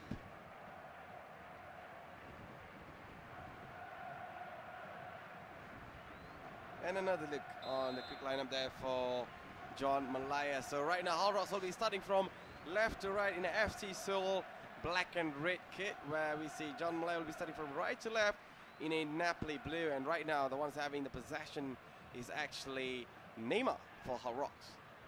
Neymar now. Neymar still taking some time, finds Daniel De Rossi towards Jose Pasingwa. Now, still De Rossi now. De Rossi finds Neymar. Neymar back to De Rossi again. And Neymar now. Still Neymar. Neymar can go for a cross from here. Still Neymar taking some time. Neymar now, a cross goes in, but then it was well defended there, Sekaiichi. And well blocked as well by Oh, look at this! That might be that mistake that would cost John Malaya and also his whole team, but well saved by the goalkeeper. What an error by John Malaya right there. Good thing that he was not being punished. Now it's a corner. Messi crosses in. Oh, straight to the hands of the goalkeeper for John Malaya. Yeah, so a long throw towards Zlatan Ibrahimovic. Now Miroslav Klose needs to support Zlatan now. Oh, that's a good ball. Ibrahimovic. Still. Oh, can it be? Ibrahimovic! Oh, twisting left and right, finding which best space there, and he finally puts the ball in the back of the net and also finds the space as well. Yes, that low-driven shot being made there off that counter-attack. That was exquisite from Zlatan Ibrahimovic. I can't wait to see him come back. Yes, we're still early in the game there, Sekaiichi. Anything can happen. Yeah, let's see if Hull Rocks can make this even more interesting with an equalizing goal. And now it is Neymar for Hull Rocks, for Jose Pasingwa. Pasingwa tackled there by David Alaba. All he gets is a throw-in for all his endeavors. And now it is Pasingwa trying to find... Oh, he just lost possession of that free throw. And back to Vincent and company towards Ronaldo. For John Malaya, finds Maicon. Maicon now back to Sergio Ramos. Well, John Malaya should not be, or I would say avoid doing mistakes inside the box where we just now literally witness a blasting ball from the striker. Yeah, so now there's still a throw-in for John Malaya. As what you said there, Sekaiichi, he likes to play possession football. Yep, we see possession football now. Well, John Malaya is not really the man on possession football. He just loves to dribble. Just loves to dribble, huh? He has one of the best dribbling abilities in this game because one of the reason is because his reaction is so quick. Second, he knows what to do with the players. And third, he just knows how to buffle defenders off. And that is what is very annoying when I meet him anywhere. So that shows your experience towards him, and also towards many tournaments as we witness him in and out. So Messi now for Hull Rocks can go for a cross from here. Still tries to cut in, tries for that skill move, and all he gets is a throw in. Approaching half time now. Messi is going to take this with 5 added minutes, but again, 5 throw added in. minutes in a, well, first half, not bad. Griezmann to Ibrahimovic. Ibrahimovic back to David Alaba. Alaba loses ball towards Patrick Vieira. Can it be one last attack from Hull Rocks? Taking some time. Maybe a deadly cross from here, but the ball goes out after an interception from David Alaba. Still, first off, he needs to actually not lose possession from throw-ins. Now, yes, now he's okay. Vieira. Still Vieira can go for a cross from here. Go for the cross in. You got no more options. Yes. Oh, he just lost the ball. How many take-ons you want to make there? So now it is halftime between Holrox and John Malaya. John Malaya takes that one chance and scored the goal through Zlatan Ibrahimovic off the counter-attack, actually, after a poor corner kick. And this was the goal. This was the beautiful goal. Look at that. 4 defenders clueless. And then that driven shot. Where is he going to go, either left or right? Yeah, and then that driven shot into the far corner. I love seeing driven shots, although they were quite annoying because it's too low for the goalkeepers to save it. And it is quite unsavable in FIFA games. Oh, that is a kickoff lob, which is too far out. Well, again, I should say about the driven shots in this game where you simply double tap the shoot button into the far corner or to the near corner. It is quite overpowered in this game. The goalkeeper had little to no chance of saving these shots. No chance at all, huh? Yeah, not really not chance at all. There is a trick. There is a way. There is a way, actually. If you know that your opponent is going to do a driven shot into your far corner, you just simply rush the goalkeeper up a little bit, and then it increases the saving chance of a goalkeeper. But other than that, then it's so hard to save these kinds of low shots. So that's another tip there for Sekaiichi, for those of you guys who are actually playing the game. So getting experience and also tips from players who've been through many tournaments is a very crucial key. So right now, we see Messi and the ball. Corner kick. Just wanted to hype it up. And corner kick for Holrox. It's very common in FIFA Online 3. So let's see if Holrox can use this corner kick into goals. Here's the cross in towards Subotic and headed away by John Malaya. Might we see yet another counter-attack here? Oh, look at that. Oh, he's opening up that towards Zlatan. Yes, it's opening up. But can it be? Zlatan! Oh, he's been pushed off. He's been pushed off by David Alaba there. That's a nice set of skill moves there being made by John Malaya with Ibrahimovic. And before that, it was Miroslav Klose. But the attack was just winding up just like that. And now Holrox has a chance for the attack. Maybe a cross from here. A cross comes in. Pogba! Vieira! Skies it. High and wide. It's skied into the stands. 15 minutes left now for John Malaya to win this game for his team and take the team into the grand finals. So right now, Paul Pogba, Zlatan Ibrahimovic. Still Ibrahimovic to Klose. Very crucial pass now. Klose dashing forward. Can Klose finish it? Klose! What a brilliant goal. Brilliant pass. Brilliant build-up.